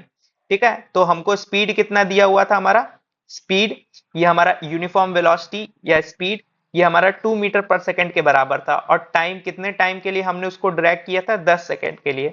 तो हमारा डिस्टेंस आ गया, डिस्टेंस हमारा कितना आया, 20 मीटर। तो 20 मीटर तक हमने उसे क्या किया है, ड्रैग किया है। ठीक है, अब हम लोग किसके अगेंस्ट काम कर रहे हैं, फ्रिक्शन के अगेंस्ट, और फ्रिक्शन हमारा होता क्या है, म्यू इंटू एन के बराबर। ठीक है, ये सेकंड, ठीक है, म्यू इंटू एन के बराबर। तो म्यू का वैल्यू हमारा कितना दिया हुआ है, 0.2, और एन का वैल्यू हमारा किसके बराबर होता है, mg के बराबर होता है। तो 2 इंटू जी, ये हमारा बॉडी का मास होता है। ठीक है, ये mg के बराबर है, तो बॉडी का मास और ग्रेविटी मास हमारा कितना है, मास हमारा 2 है। ठीक है, g का वैल्यू 10 हो जाता है, तो फ्रिक्शन का फोर्स हमारा कितना आया, 4 न्यूटन के बराबर आ गया। ठीक है, अब क्या निकाल लीजिए, वर्क डन। तो वर्क डन हमारा किसके बराबर होता है, और यही वर्क जो होगा वो हमारा हीट में कन्वर्ट होगा। तो वर्क डन बराबर क्या होता है, फ्रिक्शनल फोर्स इंटू डिस्प्लेसमेंट, क्योंकि फ्रिक्शनल वाली जो फोर्स है वही हीट जनरेट कर रही है। तो फ्रिक्शनल फोर्स इंटू डिस्प्लेसमेंट, तो फ्रिक्शनल फोर्स हमारा कितना आया था, 4 न्यूटन का आया था, और डिस्प्लेसमेंट हमारा कितने का आया था, 20 मीटर का आया था।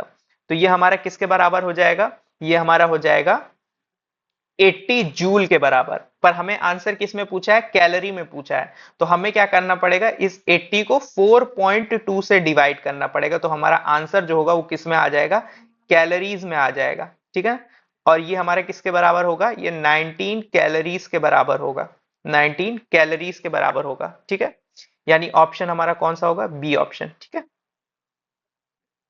अब 24 वाला देखिए, यहाँ पे बोल रहा है digital equivalence of electrical circuit is, ये हमारा इसका इक्विवेलेंट सर्किट हमको बनाना है। तो हम लोग क्या करेंगे, अपना ट्रुथ टेबल बना करके देख लेते हैं कि हमारा क्या रिजल्ट आएगा। तो जब दोनों को हम लोग ऑफ रखते हैं तो करंट हमारा जाएगा इस ब्रांच में, बल्ब ग्लो करेगा, और हमारा करंट वापस बैटरी को मिल जाएगा। ठीक है, अब यहां से हमको ये देखने को मिला है, जब दोनों ही ओपन है तो बल्ब हमारा क्या कर रहा है, ग्लो कर रहा है।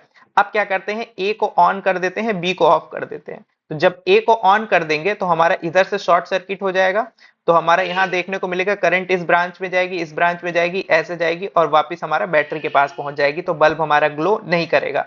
तो इस कंडीशन में बल्ब ग्लो नहीं कर रहा है। अब क्या करते हैं, बी को ऑन कर देते हैं। अब जब बी को ऑन करेंगे तो हमें देखने को मिलेगा करंट इधर से जाएगा और बी वाली ब्रांच से शॉर्ट सर्किट होकर के वापस बैटरी में आ जाएगा, यानी हमारा जो बल्ब होगा अगेन ग्लो नहीं करेगा, यानी आउटपुट में हमको जीरो ही देखने को मिलेगा। ठीक है, अब दोनों को ऑन कर देते हैं। जब दोनों को ऑन कर देंगे तो हमारा जो करंट होगा वो हमारा शॉर्ट सर्किट के थ्रू वापस से हमारा कहाँ पे आ जाएगा, बैटरी के पास आ जाएगा, जब हम लोग दोनों को ही ऑन कर देंगे। ठीक है, जब दोनों को ऑन कर देंगे तो जो हमारा करंट होगा वो वापस से बैटरी के पास आ जाएगा, अगेन हमारा बल्ब ग्लो नहीं करेगा।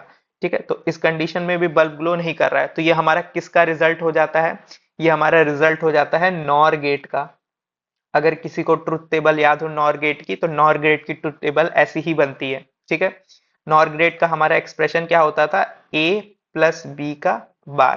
तो ये हमारा क्या हो जाएगा, नॉर गेट का एक्सप्रेशन हमको देखने को मिल जाएगा। ठीक है, यानी ऑप्शन नंबर ए। ठीक है, अब हम लोग देखेंगे क्वेश्चन नंबर 25। क्वेश्चन नंबर 25 में हमारा क्या कह रहा है, बोल रहा है insect starts crawling up the incline inner rough surface of the fixed hemisphere bowl of radius r. The coefficient of friction between insect and spherical surface is mu. The maximum height h from the ground up to which insect can crawl. तो हमें बताना है कि कोई हमारा एक insect था, वो यहां से यहां तक क्रॉल करके जाता है। ये सरफेस कैसा है, रफ सरफेस है, तो इसका खुद का क्या है, म्यू, यानी कोफिशिएंट ऑफ फ्रिक्शन है। तो जितनी हाइट ये ग्राउंड से कवर कर रहा है, हमें बताना है ये जो हाइट है कितनी है। तो हम यहाँ से देख रहे हैं कि हमारा जो इंसेक्ट है वो क्रॉल करके कहाँ पे जाएगा, यहाँ टॉप पे जाएगा। टॉप पे जाएगा तो इसका क्या काम कर रहा होगा, वेट यानी mg काम कर रहा होगा। mg काम कर रहा होगा, तो अगर ये एंगल थीटा है तो यहाँ से इसका जो कंपोनेंट होगा वो थीटा पे होगा, यानी यहाँ पे mg का cos थीटा काम करेगा। ठीक है, अब mg का cos थीटा यहाँ पे अगर काम कर रहा है तो हमें ये देखने को मिलेगा कि इसका साइन थीटा का भी कंपोनेंट होगा, और साइन थीटा का कंपोनेंट इस डायरेक्शन में होगा, जो कि किसके बराबर होगा, mg का साइन थीटा के बराबर होगा। अब ये जो है ये जो हमारा इंसेक्ट है उसको नीचे लाने का काम कर रहा है। कौन? mg sin theta. तो फ्रिक्शन फोर्स मेरा किधर काम करेगी? अपवर्ड डायरेक्शन में काम कर रही होगी। और चूंकि ये हमारा जो इंसेक्ट है ये हमारा किसके, ग्राउंड के या फिर उस बाउल के सरफेस के कांटेक्ट में है ना, बाउल के सरफेस के कांटेक्ट में है। तो अब उस सरफेस से हमारा क्या आ रहा होगा? एक कांटेक्ट फोर्स यानी नॉर्मल रिएक्शन आ रहा होगा। तो ये पूरा इसका क्या हो जाएगा? सारे फोर्सेस हमने यहाँ पे दिखा दिए, ठीक है। तो अब इन्हीं सारे फोर्सेस की मदद से हमको पता करना है कि हमारा हाइट कितना चलेगा, ठीक। और यहाँ पे एक और चीज ये ध्यान देना है कि ये जो है हमारा टोटल क्या है? आर है। अगर टोटल आर है ये, और ये क्या है हमारा? ये एच है, ठीक है। ये टोटल आर था, ये एच है। तो ये बची हुई दूरी कितनी हो जाएगी? ये बची हुई दूरी हमारी जो हो जाएगी वो आर माइनस एच के बराबर हो जाएगा, ठीक है। ये कितना हो जाएगा? R minus H. यानी ये जो हमारा इतना डिस्टेंस है ये किसके बराबर है? आर माइनस एच के बराबर है, ठीक है। अब चूंकि रेडियस ही है, ये भी रेडियस है, तो ये भी रेडियस होगा, ये भी क्या हो जाएगा? आर ही तो होगा, है ना।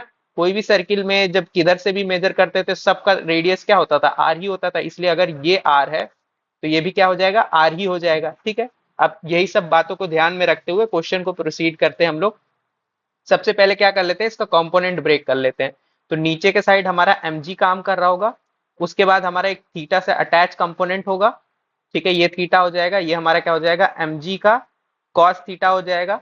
इधर साइड कौन काम करेगा? जो इंसेक्ट को नीचे लाने का काम करेगा, mg का sin थीटा। और इंसेक्ट को ऊपर ले जाने के लिए कौन रिस्पॉन्सिबल होगा? फ्रिक्शन, यानी वही उसी की मदद से हमारा ऊपर जा रहा होगा। और चूंकि हमारा कांटेक्ट में है तो हमारा कौन सा फोर्स काम कर रहा होगा? नॉर्मल रिएक्शन भी काम कर रहा होगा, ठीक है। ये हमारे इतने फोर्सेस लग रहे होंगे, ठीक। अब हमें क्या करना है? इन्हीं से हमको अपना रिजल्ट फाइंड आउट करना है। तो सबसे पहले हम लोग क्या करते हैं? हमें दिख रहा है कि हमारा जो फ्रिक्शन फोर्स है वो किससे हमारा बैलेंस हो रहा है? mg का साइन थीटा से बैलेंस हो रहा है।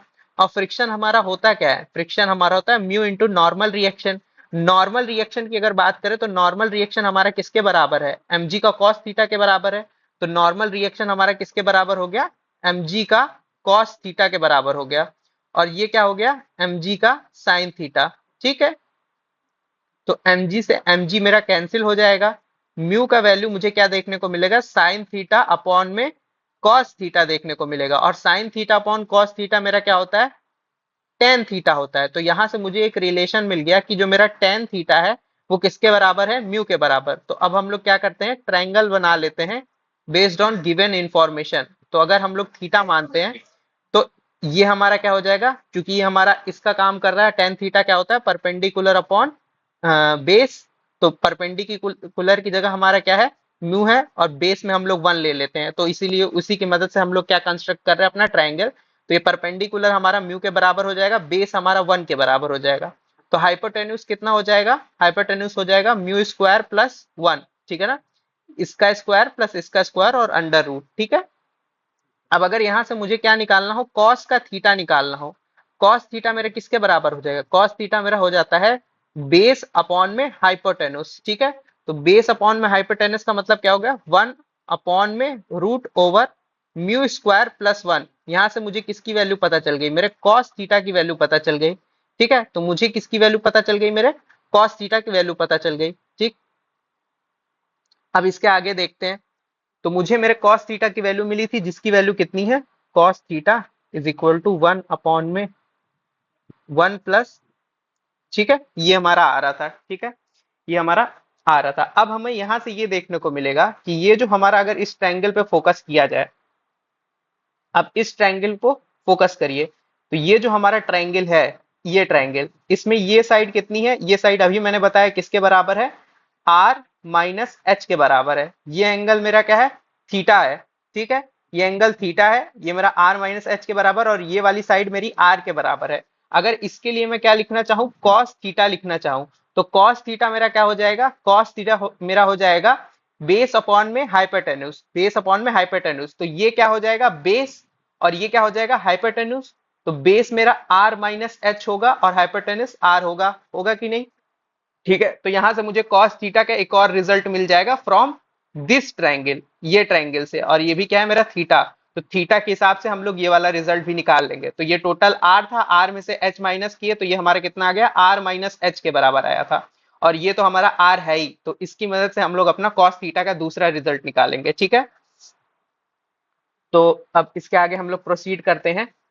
ये एंगल हमारा थीटा है, तो दूसरे ट्रायंगल की मदद से हमने ये निकाला कि जो हमारा कॉस थीटा है वो किसके बराबर आ गया, आर माइनस एच अपॉन में आर।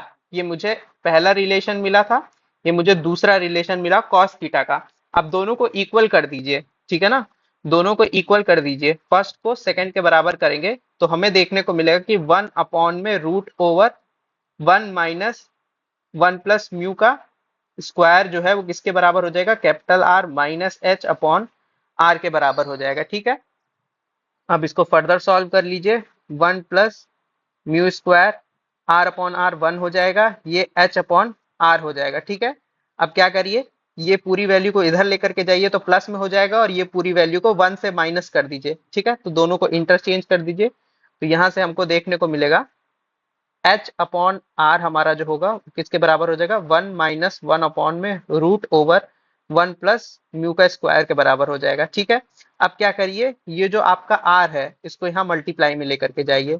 ठीक है, तो एच बराबर R 1 - 1 upon root over 1 + mu का स्क्वायर, ये हमको देखने को मिलेगा हमारा रिजल्ट। ठीक है, तो हमारा कौन सा आंसर सही हो जाएगा, हमारा आंसर जो होगा,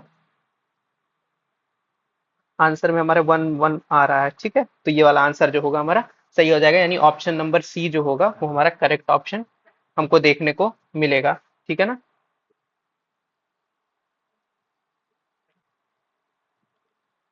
तो अब इसके आगे का हम लोग क्वेश्चन देखेंगे।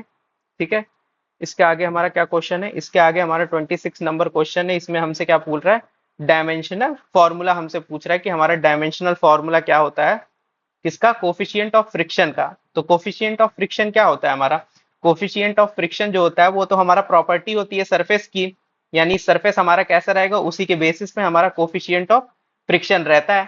ठीक, अब यहां से हमको ये देखने को मिल रहा था कि जो फ्रिक्शनल फोर्स होता है वो किसके बराबर होता है, वो म्यू इंटू एन के बराबर होता है।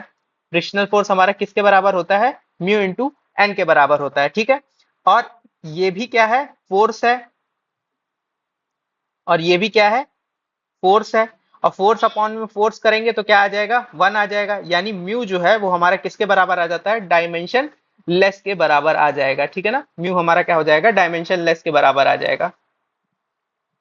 ठीक, अब 27 वाला क्वेश्चन हम लोग देखते हैं। तो 27 वाले क्वेश्चन में हमको क्या बोल रहा है, 27 वाले क्वेश्चन में हमको दिया हुआ है the real time variation of input signal A and B are shown below. The input are fed into NAND gate. Select the output. हमें क्या करना है, आउटपुट बताना है। ठीक है ना, तो हमारा क्या है, A है, B है और Y है। ठीक है ना, अब ये हमारा कौन सा गेट है, ये हमारा NAND गेट है, और NAND गेट का हमारा एक्सप्रेशन क्या होता है, NAND गेट का एक्सप्रेशन होता है A डॉट B का बार। तो ये क्या हो जाएगा, A डॉट B का बार हो जाएगा। ठीक है, अब यहाँ पे हम लोग क्या कर रहे हैं, यहाँ सबसे पहले इनपुट 0 और 0 रख रहे हैं, तो 0 और 0 रखेंगे तो 0 0 बार 0 हो जाएगा, 0 0 का हमारा क्या आता है, 0 ही रहेगा, और बार लगा हुआ है तो रिजल्ट में हमको क्या देखने को मिलेगा, 1 देखने को मिलेगा। दूसरा क्या है, दूसरे में 1 रखते हैं और 0 रखते हैं, तो A का वैल्यू हम लोग क्या रख देते हैं, 1, और B का वैल्यू क्या रख देते हैं, 0।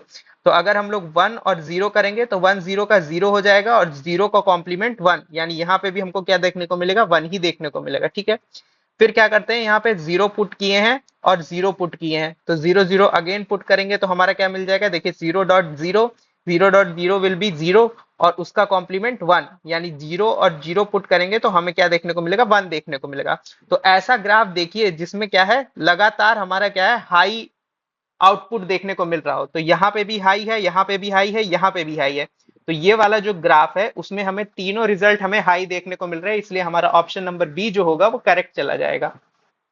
अब हम लोग क्वेश्चन नंबर क्या देखेंगे, 28। तो क्वेश्चन नंबर 28 में हमारा क्या बोल रहा है, क्वेश्चन नंबर 28 में हमारा बोल रहा है a block is projected along a rough inclined surface with a speed of 20 metre पर second. If the coefficient of kinetic friction between block and surface is 0.2, find how far block will go before coming to rest. तो कितना दूर हमारा block जाएगा before coming to rest, ये हमको निकालना है। तो यहां से हमको ये समझ में आ रहा है कि यहाँ पे हमारा क्या लग जाएगा, स्टॉपिंग डिस्टेंस वाला फॉर्मूला लगेगा, जो कि हमारा क्या होता था, यू स्क्वायर अपॉन 2 यहाँ एक्सिलरेशन रखते थे और एक्सिलरेशन हमारा किसके बराबर होता था, म्यू जी के बराबर होता था, ठीक है ना। ये हमारा क्या था, स्टॉपिंग डिस्टेंस निकालने के लिए होता था। तो u का वैल्यू हमको दिया ही हुआ है, 20 मीटर पर सेकंड से चल रहा था, ये भी 20 मीटर पर सेकंड से हो जाएगा 2। म्यू का वैल्यू हमें कितना दिया हुआ है, 0.2 दिया हुआ है, तो 0.2 रख देंगे। g का वैल्यू हमारा 10 हो जाएगा, ये कितना हो जाएगा, 20 × 20, ये हमारा क्या हो जाएगा, 4 हो जाएगा। इसको हम लोग जब कैंसिल करेंगे तो हमारा रिजल्ट क्या आएगा, 100 मीटर्स आएगा, ठीक है। यानी ऑप्शन नंबर सी जो होगा वो हमारा करेक्ट ऑप्शन चला जाएगा। 29 वाला देखेंगे, 29 वाले में हमारा बोल रहा है output y becomes zero. Output y हमारा जीरो कब होगा, यहाँ थोड़ा सा करेक्शन है, हमारा ऑप्शन में यहाँ जीरो होना चाहिए, ठीक है ना। तो यहाँ पे जब हम लोग जब इसका आउटपुट लिखेंगे तो ये हमारा सबसे पहला कौन सा है, ये हमारा हो जाएगा एंड गेट, ये हमारा नॉट गेट है, और ये हमारा नैंड गेट है, ठीक है। यहां से हमारा इनपुट आएगा तो ये क्या हो जाएगा, a डॉट बी हो जाएगा। यहाँ c का बार कॉम्प्लीमेंट हो जाएगा। यहाँ फाइनल रिजल्ट हमको क्या देखने को मिलेगा, a डॉट बी, और ये क्या हो जाएगा, डॉट सी बार का होल बार। ये हमें क्या देखने को मिल रहा है, आउटपुट मतलब आउटपुट हमको देखने को मिलेगा, ठीक। अब हमें क्या बोला है, हमें बोला है कि y हमको क्या चाहिए, y बिकम्स जीरो। y जो होना चाहिए वो हमारा क्या हो जाए, जीरो हो जाए, यानी आउटपुट जीरो हो जाए। तो जब हम लोग इनपुट क्या रखेंगे, 1.1.0, ठीक है ना। अगर ये रखते हैं तो हमारा देखिए, यहाँ ये रखेंगे तो क्या हो जाएगा, 1.1, ये जीरो, जीरो का कॉम्प्लीमेंट क्या होता है, जीरो का कॉम्प्लीमेंट भी 1 होता है, और ओवरऑल में हमको 1 देखने को मिलेगा। 1 का मतलब क्या हुआ, 1 का कॉम्प्लीमेंट मतलब जीरो। तो ऑप्शन नंबर डी जो होगा वो हमारा चला जाएगा सही, जब हम लोग क्या करेंगे, सी को भी क्या मानेंगे, जीरो मानेंगे, ठीक है। अब उसके बाद हम लोग क्या कर लेते हैं, 30 वाला क्वेश्चन देखते हैं। तो 30 वाले क्वेश्चन में हमारा क्या बोल रहा है, मैक्सिमम एक्सिलरेशन बोला है कि what will be the maximum acceleration of the truck so that the block of mass 5 kg placed inside the truck do not slip if coefficient of friction mu is 0.3। तो mu का value 0.3 दिया हुआ है, ठीक है ना। तो यहाँ पे हमारा 5 kg का ब्लॉक होगा, ये 5 kg का ब्लॉक था हमारे पास, ये 5 के ये हमारी जो ट्रक थी वो ट्रक चल रही होगी, ठीक है। मान लीजिए ये एक्सिलरेशन से चल रही थी, तो यहाँ पे सूडो फोर्स हमारा कितना लगेगा, ma लगेगा। और ये ब्लॉक स्लाइड ना करे, इस वजह से यहाँ क्या काम कर रहा होगा, फ्रिक्शन काम कर रहा होगा। क्या काम कर रहा होगा, फ्रिक्शन काम कर रहा होगा। तो फ्रिक्शन फोर्स जो है वो किसके बराबर होगा, जब हमारा स्लिप नहीं हो रहा है, यानी फ्रिक्शन फोर्स जो है वो सूडो फोर्स के बराबर है। और फ्रिक्शन हमारा होता कितना है, फ्रिक्शन होता है म्यू इंटू नॉर्मल रिएक्शन। यहाँ पे नॉर्मल रिएक्शन जो होगा वो mg के बराबर ही होगा, नॉर्मल रिएक्शन हमारा mg के बराबर है। और ये क्या है, मास इंटू एक्सिलरेशन, मास से मास कैंसिल हो जाएगा, ठीक है। म्यू का वैल्यू हमें कितना दिया हुआ है, 0.3 दिया है, जी का वैल्यू हमारा 10 हो जाएगा, ठीक है। एक्सिलरेशन जो हमारा मैक्सिमम आया वो किसके बराबर हो गया, 3 मीटर पर सेकेंड स्क्वायर के बराबर हो गया हमारा मैक्सिमम एक्सिलरेशन, ठीक है। तो हमारा ऑप्शन नंबर ए जो होगा वो करेक्ट चला जाएगा। 31 वाला देखेंगे, 31 वाले में हमारा कह दिया है, बताना है कि कौन सा गेट है। तो सबसे पहले हमारा ये क्या है, ये और गेट है, ये हमारा कौन सा है, नैंड गेट है, और ये हमारा एंड गेट है, ठीक है। हमको दे रखा है। अब यहाँ पे हमारा रिजल्ट क्या हो जाएगा, यहाँ हमारा रिजल्ट a प्लस बी आएगा। नैंड गेट के लिए हमारा रिजल्ट क्या हो जाएगा, a डॉट बी का बार हो जाएगा, ठीक है। यहाँ पे एंड गेट है तो अगेन हमारा क्या होगा, a plus B dot a dot B का बार, ठीक है। तो ये हम लोग ऐसे भी इसको लिख सकते हैं, a प्लस बी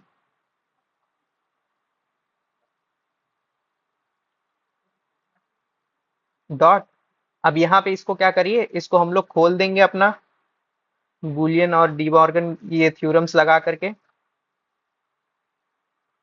ठीक है। तो यहाँ पे हमने देखा, इसको जब ओपन करेंगे, अब क्या करिए, अब अपना सिंपली मल्टीप्लीकेशन करना है। पहले a को a बार से मल्टीप्लाई करिए, फिर इससे मल्टीप्लाई करिए, फिर क्या करिए, फिर b को पकड़िए, b को पहले इससे मल्टीप्लाई करिए, फिर इससे मल्टीप्लाई करिए। तो यहाँ से हमारा रिजल्ट क्या आएगा, जब a को मल्टीप्लाई करेंगे तो a बार हो जाएगा, फिर a b बार हो जाएगा, फिर हमारा b a बार हो जाएगा। अब b को मल्टीप्लाई कर रहे हैं और b b बार हो जाएगा, ठीक है। तो a बार हमारा क्या हो जाता है, जीरो हो जाता है। तो बचेगा क्या, बचेगा हमारे पास a b bar plus b a बार, जो कि हमारा किसका एक्सप्रेशन है, जॉर गेट का एक्सप्रेशन है, ठीक है ना। अब हमारा क्वेश्चन नंबर क्या देखेंगे, क्वेश्चन नंबर 32 देखेंगे। क्वेश्चन नंबर 32 में क्या बोल रहा है, A particle is projected up along a rough inclined plane having an angle of inclination 45 degree. If coefficient of friction is 1/2, then the retardation of the particle.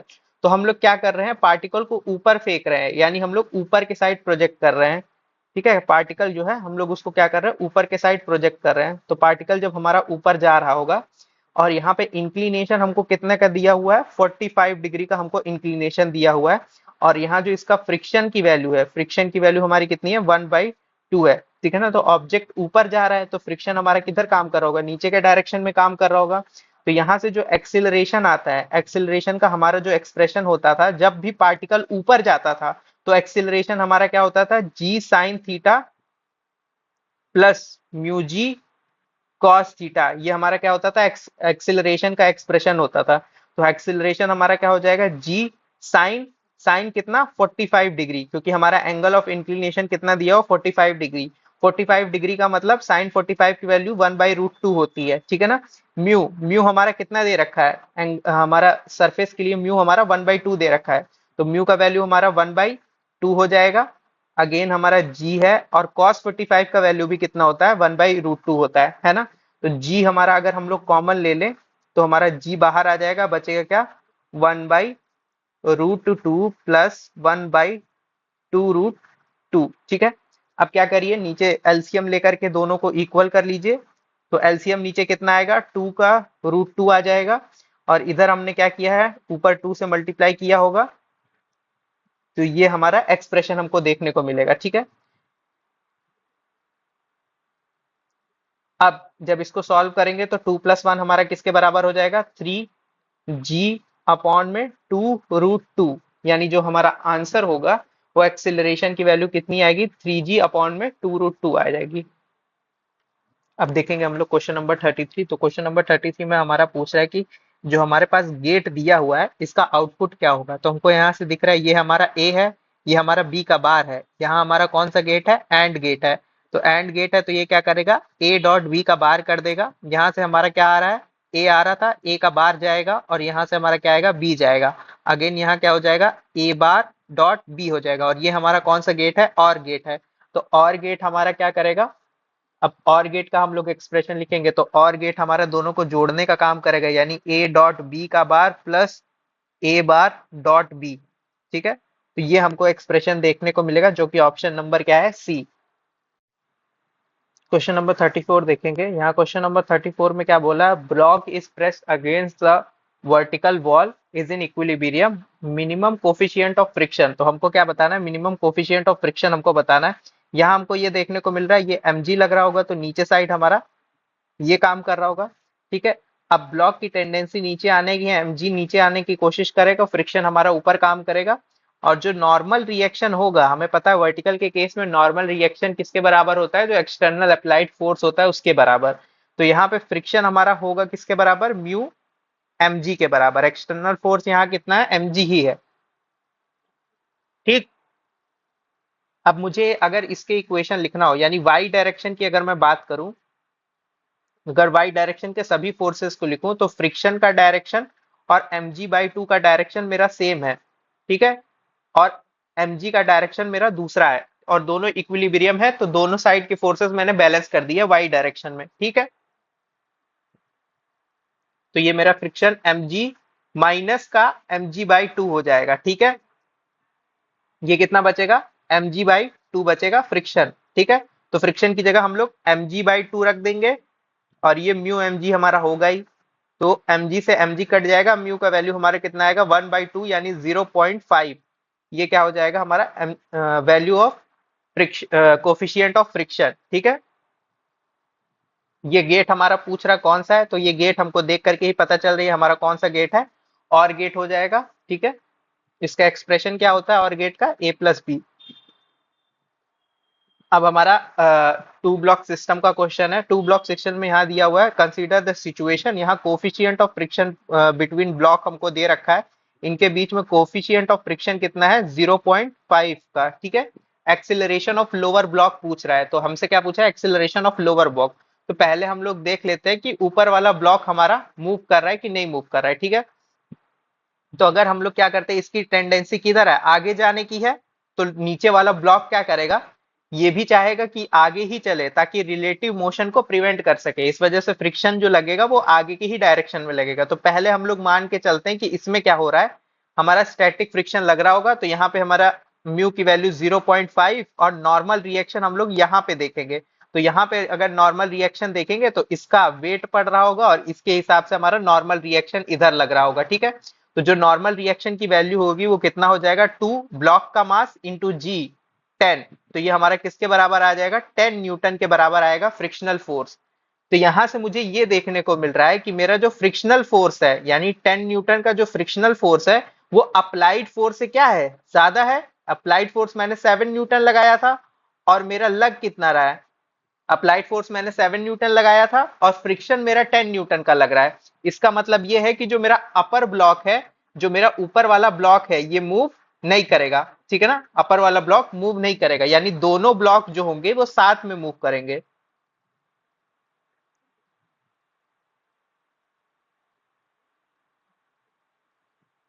ठीक है, दोनों block मेरे साथ में मूव करेंगे। तो अगर दोनों ब्लॉक साथ में मूव करेंगे तो मैं कह सकता हूँ ये पूरे को एक सिस्टम मान लेता हूँ। पूरे को अगर मैं एक सिस्टम मान लूं, ठीक है ना, पूरा मेरा एक सिस्टम हो जाएगा। तो ये किससे चल रहा होगा, मास इंटू एक्सिलरेशन से चल रहा होगा। तो एक्सटर्नल फोर्स मैंने कितना लगाया था, 7 न्यूटन लगाया था ना। और टोटल मास मेरा कितना हो जाएगा, 5 + 2, ठीक है ना। अपर ब्लॉक हमारा 2 kg का, लोअर ब्लॉक 5 kg का, और एक्सिलरेशन ये ए। अब यहां से मुझे 7 देखने को मिला ये, और 5 + 2 कितना हो जाएगा, 7 हो जाएगा। तो एक्सिलरेशन मेरा कितना आएगा, 1 मीटर पर सेकेंड स्क्वायर। तो मेरा एक्सिलरेशन जो आ रहा है वो कितना आ रहा है, 1 मीटर पर सेकेंड स्क्वायर का आ रहा है, ठीक है। अब 37 हमारा पूछा हुआ है, तो 37 में पूछा हुआ है कि ये हमारा किसका सिंबल है। तो हमें पता था कि जो हमारा और गेट होता है उसमें नॉट नहीं लगा होता है। जो नॉर गेट होता है, नॉर गेट में मेरा क्या होता है, ये चीज नहीं लगा होता है, ऐसे बाहर साइड हम लोग ये सिंबल नहीं दिखा रहे होते हैं, ठीक है। और जॉर गेट जो है, जॉर गेट का भी सिंबल इस तरीके का नहीं आता है। तो मेरा ये जो गेट है, ये कौन सा गेट है, ये मेरा एक्सनॉर गेट है, ठीक है ना। कौन सा गेट है, एक्सनॉर गेट है, उसका सिंबल है ये। अब हम लोग क्वेश्चन नंबर 38 देखेंगे। तो क्वेश्चन नंबर 38 में अगेन हमारा किसका क्वेश्चन है, टू ब्लॉक सिस्टम है, ठीक है। तो टू ब्लॉक सिस्टम में हम लोग क्या कर रहे हैं, अब लोअर वाले ब्लॉक में हम लोग 24 न्यूटन का फोर्स लगा रहे हैं, ठीक है। और यहाँ पे हमारा फ्रिक्शन म्यू का जो वैल्यू है वो कितना है, 0.6 है। 0.6 हमको वैल्यू दे रखा है, ठीक है। अब अगर इसकी टेंडेंसी किधर है, इसकी टेंडेंसी आगे जाने की है, लोअर वाले ब्लॉक की। तो ऊपर वाला ब्लॉक रिलेटिव मोशन को प्रिवेंट करने के लिए इसी के साथ चलना चाहेगा, तो फ्रिक्शन इस पे ऐसे ही लगेगा, ठीक है ना। अब यहाँ पे जो फ्रिक्शन लग रहा होगा वो फ्रिक्शन हमारा अगर स्टैटिक वैल्यू के हिसाब से देखे तो म्यू इंटू एन लगेगा। म्यू का वैल्यू 0.6 और एन एम जी के बराबर होगा, यानी यहाँ पे नॉर्मल रिएक्शन देखेंगे तो यहाँ पे नॉर्मल रिएक्शन इस ब्लॉक के एम जी के बराबर होगा, जो कि क्या हो जाएगा, हमारा 3 मास हो गया और 10 जी के वैल्यू हो गया। तो यहां से मुझे देखने को मिला मेरा 18 न्यूटन जो है वो फ्रिक्शनल फोर्स मेरा लग रहा है। तो यहां से ये देखने को मिला कि मैंने एक्सटर्नल कितना अप्लाई किया था, 24 न्यूटन। फ्रिक्शन कितना लग रहा है, 18 न्यूटन। यानी कि जो हमारा लोअर वाला ब्लॉक है वो आगे निकलने का कोशिश करेगा और जो ऊपर रखा ब्लॉक है वो स्लिप करेगा पीछे, क्योंकि फ्रिक्शन की वैल्यू क्या है, कम है। फ्रिक्शन की वैल्यू मेरी क्या है, कम है, ठीक है ना। तो अब लोअर वाला ब्लॉक लेते हैं। ये हमारा लोअर ब्लॉक हो गया। लोअर ब्लॉक मेरा कितना है, 5 kg का है। इधर साइड मेरा एक्सटर्नल फोर्स लग रहा है और जो ऊपर वाला ब्लॉक है वो स्लिप करेगा, तो क्या कहते हैं, फ्रिक्शन इस वाले ब्लॉक पे मेरा इस डायरेक्शन में लगेगा, ठीक है। अब इसका जो एक्सिलरेशन होगा, क्योंकि हमने एक्सटर्नल फोर्स लगाया है, इसी डायरेक्शन में मेरा एक्सिलरेशन होगा। तो यहां मैं लिख सकता हूं capital F minus friction is equal to 5a mass into acceleration. और जो अपर ब्लॉक होगा वो तो सिर्फ किसकी वजह से चल रहा है, जो मेरा अपर ब्लॉक है, यानी जो मेरा 3 kg वाला ब्लॉक है, वो तो सिर्फ फ्रिक्शनल फोर्स की वजह से चल रहा होगा। जिसका फ्रिक्शनल फोर्स जो होगा वो किसके बराबर, मास इंटू एक्सिलरेशन। मास कितना है 3, एक्सिलरेशन कितना है a, ठीक है। तो अब मैं क्या करूंगा, यहाँ पे फोर्स की वैल्यू मेरे दे रखी है, ये फोर्स की वैल्यू मेरी कितनी थी, 24। यहाँ देखिए 24 दे रखी है, तो इसको लिखिए 24 माइनस, देखिए फ्रिक्शन का जो है हमारा वैल्यू जो आएगा वो इस वाले एक्सप्रेशन से आएगा, फ्रिक्शन बराबर 3a बराबर 5a, ठीक है। तो यहां से मुझे देखने को मिलेगा ये कितना हो जाएगा, 24 इज इक्वल टू 8a और एक्सिलरेशन मेरा कितना आ जाएगा 24/8 यानी 3 मीटर पर सेकेंड स्क्वायर। ये मेरा क्या आ जाएगा, एक्सिलरेशन आ जाएगा। ठीक है, ये मेरा क्या आया, एक्सिलरेशन आ गया। अब एक्सिलरेशन मेरा आ गया। ठीक, अब यहां पे मुझे ये चीज देखने को मिलेगा कि फ्रिक्शन का वैल्यू मेरा किसके बराबर होता है। फ्रिक्शन का वैल्यू मेरा इस वाले ब्लॉक के लिए 3 इंटू एक्सिलरेशन था। एक्सिलरेशन अभी हमने निकाला कितना हो गया 3, यानी फ्रिक्शन का वैल्यू मेरा कितना लग रहा है 9 न्यूटन का फ्रिक्शन लगेगा। अब हमने निकाला था कितना आया था 18 न्यूटन। ठीक है, पर अब जब काइनेटिक यानी स्लिप कर रहा है तब कितना वैल्यू हो जाएगा 9 न्यूटन। ये तो तब होता है जब किस में होता है, स्टैटिक में होता, जब हमारा बिल्कुल मूव ना कर रहा होता उस कंडीशन में। पर चूंकि हमारी एक्सटर्नल फोर्स की वैल्यू ज्यादा थी इस वजह से अब जो फ्रिक्शन का वैल्यू आ रहा है वो कितना है 9 न्यूटन के बराबर है। ठीक है, 9 न्यूटन के बराबर है। ठीक है ना, ये हमारा मैक्सिमम था, ये मैक्सिमम था। ये हमारा अभी आ रहा है जब ब्लॉक मूव कर रहा है, तो हम लोग देख रहे हैं कि हमारा जो फोर्स है 18 न्यूटन का फ्रिक्शन पहले लग रहा था, अब कितना लग रहा है 9 न्यूटन का। तो जो 18 न्यूटन वाला फोर्स था वो तो ज्यादा था। ठीक है ना, वो तब का कंडीशन तब का होता है जब हमारा ब्लॉक मूव ना कर रहा होता। ठीक है, अब ब्लॉक चूंकि हमारा स्लिप होकर के ऊपर वाला ब्लॉक पीछे जा रहा है, तो अब फ्रिक्शन की वैल्यू क्या हो जाएगी, अब फ्रिक्शन की वैल्यू हो जाएगी 9 न्यूटन। ठीक है, तो ये चीज ध्यान रखना है कि अब फ्रिक्शन की वैल्यू मेरे किसके बराबर हो जाएगी 9 न्यूटन के बराबर हो जाएगी। ठीक, अब हम लोग देख लेते हैं नेक्स्ट क्वेश्चन, क्वेश्चन नंबर 39। तो क्वेश्चन नंबर 39 में हमें क्या दिया हुआ है, ट्रुथ टेबल हमारा दिया हुआ है, बताना कौन से गेट का है। तो देखिए यहाँ पे जब 1 1 है तभी हमको रिजल्ट क्या देखने को मिल रहा है, 1 देखने को मिल रहा है, यही है ना। और हमें ये जब 1 1 होता है तभी रिजल्ट 1 कब देखने को मिलता है, जब हमारा क्या हो, मल्टीप्लीकेशन हो। ठीक है ना, या अगर मल्टीप्लीकेशन होगा तभी हमको क्या देखने को मिलेगा 1 × 1 = 1। ठीक है ना, नॉर्मल अगर डॉट डॉट हम लोग करते हैं तो 1.1 = 1 तभी देखने को मिलेगा जब मल्टीप्लाई होगा। इसके अलावा अगर जीरो के साथ मल्टीप्लाई करिए आप तो आपका रिजल्ट हमेशा क्या मिलेगा, जीरो ही तो मिलेगा।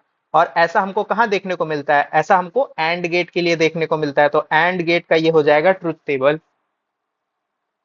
अब क्वेश्चन नंबर 40 है। क्वेश्चन नंबर 40 में हमारा क्या बोल रहा है, a body weighs 50 body of weight 50 newton is pulled with a force of 20 √2. If the body remains stationary then the frictional force acting on a body and the normal reaction force will be, हमारा normal reaction force कितना लगेगा ये सब हमको बताना रहेगा। तो इसका वैल्यू कितना है, ये वाले फोर्स का वैल्यू जो हम लोग अप्लाई कर रहे हैं उसका वैल्यू हो जाएगा 20 √2 के बराबर हो जाता है। ठीक है, अब इसको जब हम लोग ब्रेक करेंगे तो ये क्या हो जाएगा, एफ का cos 45 डिग्री, एफ हमारा कितना है 20 √2, cos 45 का वैल्यू 1/√2, √2 से √2 कैंसिल हो जाएगा, ये 20 आ जाएगा। सिमिलरली ये भी क्या हो जाएगा, एफ साइन 45 डिग्री, और साइन 45 का वैल्यू भी क्या होता है 1/√2, तो 20 मल्टीप्लाई बाई साइन 45 का वैल्यू 1/√2, और यहाँ पे हमारा 20 √2 था ना, तो √2 से √2 कैंसिल हो जाएगा, ये भी कितना आएगा 20 ही आएगा, क्योंकि हमको पता है 45 डिग्री पे साइन और कॉस का जो वैल्यू होता है वो इक्वल ही होता है। तो ये मेरा कितना हो जाएगा, ये भी 20 हो जाएगा। और मुझे पता है कि ये ब्लॉक जो है इसका mg जो होगा वो काम कर रहा होगा नीचे, जो कि किसके बराबर है, देखो बॉडी का वेट हमको क्वेश्चन में दे रखा था 50 न्यूटन के बराबर, यानी mg जो है वो मेरा 50 न्यूटन के बराबर होगा। और चूंकि सब इक्विलिब्रियम में है तो एक्सीलरेशन हमारा कितना है 0 के बराबर है। तो यहां से मुझे ये देखने को मिल रहा है, अगर मैं किसकी वैल्यू लिखूं, नॉर्मल रिएक्शन का लिखूं, तो नॉर्मल रिएक्शन मेरा किसके बराबर होगा, नॉर्मल रिएक्शन मेरा mg -20 के बराबर होगा। देखिए एफ साइन थीटा भी मेरा ऊपर काम कर रहा है ना, इसलिए मेरा जो एक्सप्रेशन आएगा वो किसके बराबर होगा, mg -20 आ जाएगा नॉर्मल रिएक्शन के लिए। और mg यानी जो वेट है वो मेरा 50 दे रखा है, तो माइनस करेंगे 20 तो नॉर्मल रिएक्शन हमारा कितना आ जाएगा 30 का आ जाएगा। ठीक है, और हमसे क्या पूछा है, फ्रिक्शनल फोर्स पूछा है। तो फ्रिक्शनल फोर्स हमारा क्या होता है, फ्रिक्शनल फोर्स होता है जब बॉडी स्टेशनरी रहती है तो जितना अप्लाइड फोर्स होता है वही मेरा फ्रिक्शनल फोर्स होता है। तो अप्लाइड फोर्स हमने कितना लगाया है 20 न्यूटन का लगाया ना, और बॉडी मूव नहीं कर रही है, तो जितना मेरा एक्सटर्नल फोर्स लग रहा होगा, अप्लाइड फोर्स लग रहा होगा, वही मेरे फ्रिक्शन की वैल्यू हो जाएगी यानी 20 न्यूटन। तो मेरा ऑप्शन डी जो है वो करेक्ट ऑप्शन जाएगा। अब मेरा बोल रहा है Boolean expression of X NOR gate.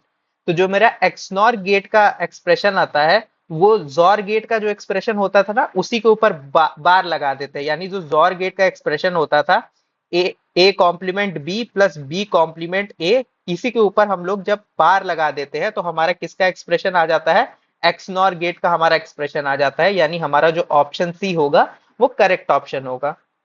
Question number 42 देखेंगे तो क्वेश्चन नंबर 42 हमारा क्या कह रहा है। क्वेश्चन नंबर 42 में हमारा दिया हुआ है आई और जे कैप में फोर्सेस दी हुई है और हमसे बोल रहे हैं कि फोर्स ऑफ फ्रिक्शन हमारा कितना लगेगा। तो अगर इसको हम लोग दिखाएं तो आई यानी हमारा एक्स डायरेक्शन में कितना लग रहा है, एक्स डायरेक्शन में 1 बोल देता हूं, 1 यूनिट का लग रहा होगा। और 4 यानी वाई डायरेक्शन में मेरा कितना लग रहा है, 4 यूनिट का लग रहा होगा। ठीक है ना, इस एक्सप्रेशन से मुझे पता चल गया ये किसको देता है, ये एक्स डायरेक्शन को बता रहा होता है और ये मेरा किसको बता रहा होता है, वाई डायरेक्शन को बता रहा होता है। तो वाई में 4 लिख दीजिए और एक्स में मेरा 1 लिख दीजिए, ये मेरा आ गया। ठीक है, अब यहाँ पे ये ब्लॉक है, ब्लॉक का mg क्या होगा, नीचे काम कर रहा होगा और नॉर्मल रिएक्शन जो होगा वो मेरा ऊपर काम कर रहा होगा। ठीक है, अब ब्लॉक की टेंडेंसी आगे जाने की है तो फ्रिक्शन मेरा किधर काम कर रहा होगा, फ्रिक्शन मेरा काम कर रहा होगा माइनस के आई में। अगर हम लोग कार्टेशियन सिस्टम बनाए तो ये मेरा प्लस का आई हो जाता है, ये क्या हो जाता है माइनस का आई। तो फ्रिक्शन मेरा किधर लग रहा है, फ्रिक्शन मेरा लेफ्ट साइड में लग रहा है, यानी मेरा किस का टर्म आएगा, माइनस का आई का टर्म आएगा। ठीक है, ये मेरा किसका डायरेक्शन हो गया, फ्रिक्शन का डायरेक्शन हो गया। ठीक है, अब जो फ्रिक्शनल फोर्स होता है वो क्या होता है, म्यू इंटू एन होता है। अब यहाँ नॉर्मल रिएक्शन में मेरा ये टर्म भी आएगा, 4 भी आएगा और mg भी आएगा और दोनों अपोजिट है, यानी मेरा क्या हो जाएगा, mg में से माइनस होगा।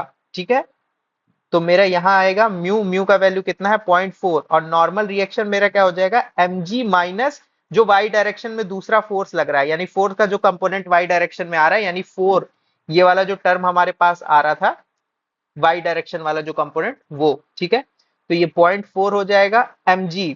mg मेरा किसके बराबर है, देखिए ब्लॉक का मास मेरा 1 है और g का वैल्यू 10, तो मेरा mg का वैल्यू कितना हो जाएगा 10 हो जाएगा और ये 4 का 4 ही है, ये कितना बराबर हो जाएगा 0.4 इंटू 6 के बराबर हो जाएगा। तो मेरा जो फ्रिक्शनल फोर्स आएगा वो किसके बराबर होगा, वो 2.4 के बराबर होगा। अब डायरेक्शन देखिए ये कौन से डायरेक्शन में, माइनस का आई कैप में है, तो ये किस डायरेक्शन में, माइनस का आई कैप में मेरा क्या लगेगा, फ्रिक्शन लगेगा। तो क्या आंसर हो जाएगा, सी ऑप्शन, माइनस का 2.4 आई कैप। ठीक है, अब क्वेश्चन नंबर 43 देखेंगे। क्वेश्चन नंबर 43 में हमारा यहाँ क्या है, नैंड गेट है, तो ये क्या करेगा, ए बार कर देगा। ये भी हमारा नैंड गेट है, ये क्या कर देगा, बी बार कर देगा। ठीक है, अब इसके बाद हमारा क्या हो जाएगा, इसके बाद हमारा अगेन नैंड गेट है, तो ए बार डॉट बी बार का बार होगा। अब ये हमारा सिंगल इनपुट है तो ये नॉट की तरह काम करेगा, यानी एक और इस पे बार आ जाएगा। तो फाइनल एक्सप्रेशन मुझे क्या देखने को मिलेगा, फाइनल एक्सप्रेशन मुझे देखने को मिलेगा ये दोनों आपस में कैंसिल हो जाएंगे तो बचेगा ए बार बी बार। अगर मैं इसको और अच्छे से लिखना चाहूं तो इसको ऐसे भी लिख सकता हूं, ए प्लस बी का बार। ठीक है ना, क्योंकि ये दोनों सेम ही चीज है, करेक्ट। तो मुझे पता है ये मेरा किसका एक्सप्रेशन होता था, ए प्लस बी और उसके ऊपर पूरा बार लगा रहा है, ये मेरा नॉर का एक्सप्रेशन होता था। ठीक है, इसीलिए मेरा आंसर जो जाएगा वो कौन सा जाएगा, नॉर गेट का जाएगा। अब 44 हमारा अगेन स्पेशल केस है। ठीक है ना, यहाँ पे हमें देखने को मिला है a block of mass m slide down the rough inclined surface of inclination theta reaches the bottom with speed v. However, if it slide down the smooth inclined surface of same length and same inclination, it reaches the bottom with speed of kv. Coefficient of friction between the block, तो हमने ये वाली special condition पढ़ रखी है कि जब कभी भी हमारा जो ब्लॉक होगा वो रफ सरफेस और स्मूथ सरफेस से स्लाइड होकर के आए, रफ सरफेस और स्मूथ सरफेस से हमारा स्लाइड होकर के आए, तो जो टाइम उसको लगता है, यानी जो टाइम उसको लगता है नीचे आने में, जब उसको नीचे आता है तो टाइम जो लगता है वो अगर एन टाइम्स हो, कितना हो, एन टाइम्स हो किसका, स्मूथ में आने के, तो उसका रिजल्ट क्या होता था, वो होता था म्यू के बराबर 1 minus 1 upon N square into tan theta. ये हमारा क्या होता था, रिजल्ट होता था। पर यहाँ पे क्या बोला हुआ है, यहाँ पे बोला है कि जो नीचे आने पे उसकी वेलोसिटी कितने टाइम्स हो जा रही है, के टाइम्स ऑफ वी, पहले वी थी अब क्या हो जा रही है, के टाइम्स ऑफ वी हो जा रही है। यानी यहाँ पे एन लिखेंगे कि के लिखेंगे, के लिखेंगे, क्योंकि एन का होता है कितने गुना, अगर 2 गुना बोलते तो एन की वैल्यू 2 होती, 3 गुना बोलते तो n की वैल्यू 3 हो जाती है, तो यहाँ k गुना हो गया है, तो ये क्या हो जाएगा 1 माइनस में k स्क्वायर tan का थीटा हो जाएगा। अब क्या करिए, k को ऊपर मल्टीप्लाई कर लीजिए, -1 k स्क्वायर, और ये क्या हो जाएगा tan का थीटा हो जाएगा। ठीक है, तो ये मेरा आंसर नंबर बी चला जाएगा। ठीक है, अब 45 वाला हम लोग देखेंगे। तो जो 45 वाला है, 45 वाले में हम लोग क्या कर रहे हैं, 45 वाले में यहाँ पे हमारा एक इनपुट सिग्नल दिया हुआ है 2, ठीक है ना, और यहाँ पे आउटपुट सिग्नल हमको दिया हुआ है, हमें बताना है कौन सा गेट है। तो हमारा ए है, बी है और वाई है। ठीक है, तो अब हम लोग क्या रख रहे हैं, यहाँ पे 0, यहाँ पे 0, तो यहाँ पे भी 0 देखने को मिल रहा है, तो 0 0 पे 0 देखने को मिल रहा है, 1 1 पे 1 देखने को मिल रहा है, 1 1 पे 1 देखने को मिल रहा है। ठीक है, यहाँ पे 0 1 और यहाँ पे अगेन क्या देखने को मिल रहा है 0। तो जब 0 1 रख रहे हैं तो रिजल्ट हमें 0 ही देखने को मिल रहा है। फिर अगेन 1 रखिए, इसको 0 तो भी 0, यानी 1 0 पे भी क्या देखने को मिल रहा है, 0 देखने को मिल रहा है। यानी कि खाली एक कंडीशन है जिसमें मुझे क्या रिजल्ट देखने को मिल रहा है, 1 देखने को मिल रहा है, बाकी सब में क्या हो रहा है, बाकी सब में 0 देखने को मिल रहा है। और ऐसा कहाँ पे होता है, जब भी हमारा मल्टीप्लीकेशन होता है, अगर 0 से कोई टर्म मल्टीप्लाई होता है तो आउटपुट में क्या आ जाता है, 0 आ जाता है। यानी ए डॉट बी का ये क्या है, एक्सप्रेशन है। और ए डॉट बी मेरा किसके लिए होता है, ए डॉट बी मेरा एंड के लिए होता है। ठीक है, तो मेरा आंसर नंबर बी चला जाएगा। अब 46 वाला क्वेश्चन देखेंगे। 46 वाला क्वेश्चन जो है, 46 वाले क्वेश्चन में मेरा क्या हो जाएगा, 46 वाले क्वेश्चन में यहाँ पे बोला हुआ है, in the figure what is the minimum coefficient of friction needed between the block and fixed inclined plane so that the system does not move. तो हमारा मिनिमम कोफिशियंट ऑफ फ्रिक्शन पूछा हुआ है। तो देखिए ये 1 kg का ब्लॉक है, तो नीचे साइड मेरा क्या लग रहा होगा, नीचे साइड mg लग रहा होगा, तो ये 1g के बराबर होगा। ये मेरा क्या होगा, टेंशन होगा, ये टेंशन होगा।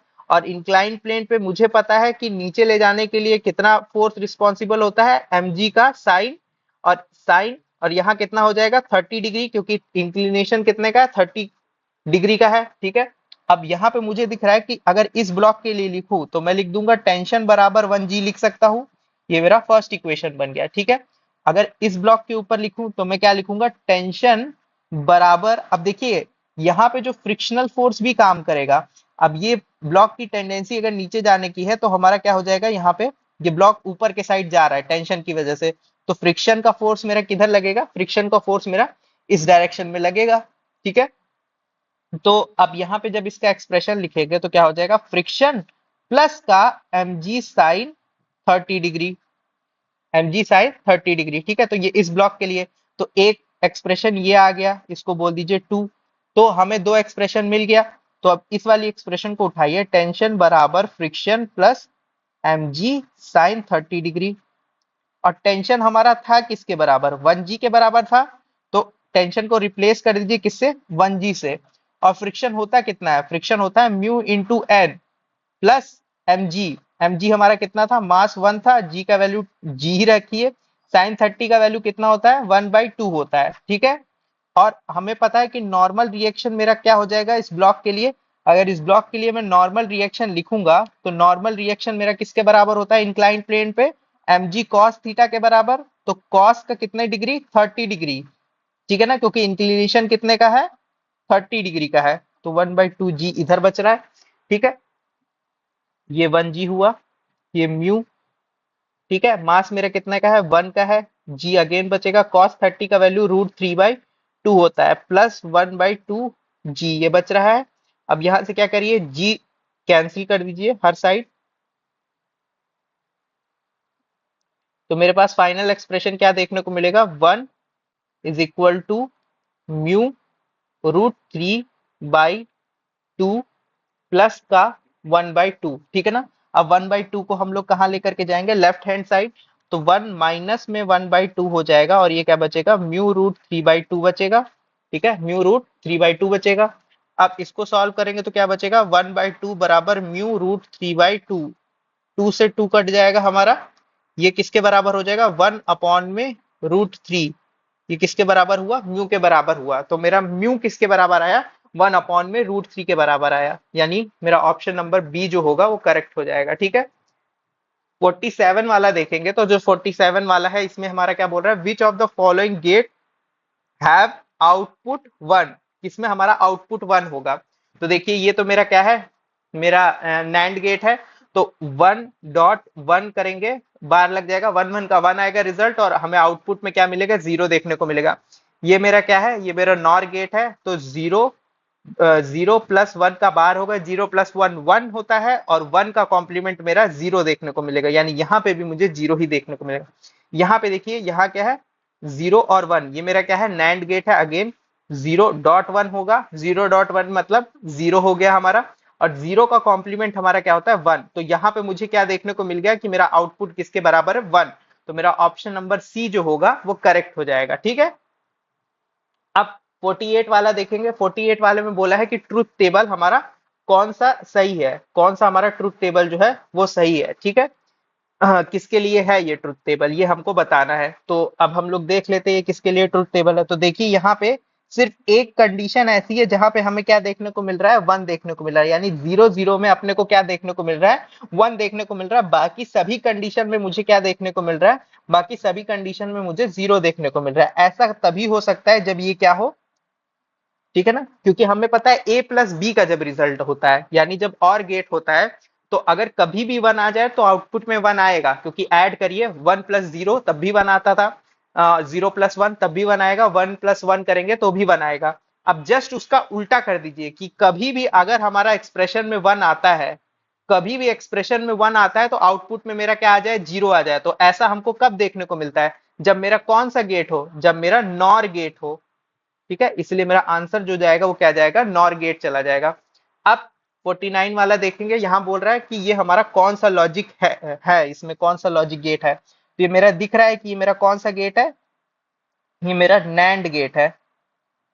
ठीक है, तो नैंड गेट मेरा क्या करता है, A.B का बार करेगा। अब ये सिंगल इनपुट है, अगर सिंगल इनपुट नैंड गेट है तो नॉट गेट की तरह बिहेव करेगा, और दो बार आपस में कैंसिल हो जाएंगे, तो ये मेरा क्या बचेगा, A.B, और A.B का मतलब क्या हो गया, एंड गेट। ठीक है, क्वेश्चन नंबर 50 देखेंगे। क्वेश्चन नंबर 50 में हमारा क्या कह रहा है, क्वेश्चन नंबर 50 में हमारा फोर्स लग रहा है, और ये कैसा है, ये हमारा वेरिएबल फोर्स है। तो ब्लॉक कितना है मेरा, 10 kg का है, रफ सरफेस पे हमारा रखा हुआ है, और फोर्स कितना लग रहा है, 40 के बराबर लग रहा है। तो minimum value of T for which block block will start moving, जिसके बाद ब्लॉक हमारा मूव करने लग जाए। तो मेरा एफ एक्सटर्नल जो हो जाएगा वो किसके बराबर हो जाएगा, एक्सटर्नल फोर्स जब मेरा ज्यादा हो जाए या बराबर हो जाए फ्रिक्शनल फोर्स के, तभी ऐसी कंडीशन मेरी बन सकती है जब मेरा ब्लॉक क्या करे, मूव करने लग जाए। तो एक्सटर्नल फोर्स हमने लगाया कितना है, 4T के बराबर लगाया है, और फ्रिक्शन होता कितना है, हॉरिजेंटल प्लेन पे फ्रिक्शन होता है μmg के बराबर होता है। तो ये 4T हो गया, म्यू का वैल्यू मेरा कितना दिया हुआ है, दिया हुआ है मेरे को 0.4 दिया हुआ है। ठीक है, 0.4, मास मेरा कितना है, 10 kg, मास 10 kg है, और g का वैल्यू कितना हो जाएगा, 10 हो जाएगा। ठीक है, ये 4T, और ये पूरा सॉल्व करूंगा तो कितना हो जाएगा मेरा, 40 हो जाएगा। तो टाइम का वैल्यू अगर मेरा ज्यादा हो या बराबर हो, किसके बराबर, 40/4 यानी 10 सेकंड के, तो क्या हो जाएगा, मेरा ब्लॉक विल स्टार्ट मूविंग। ठीक है ना, जैसे ही 10 से ज्यादा फोर्स होगी तो ब्लॉक मेरा चलने लग जाएगा, और 10 सेकंड पे जस्ट इसकी टेंडेंसी होगी चलने की। तो मेरा आंसर जो होगा वो क्या चला जाएगा, बी ऑप्शन चला जाएगा। And this is our discussion.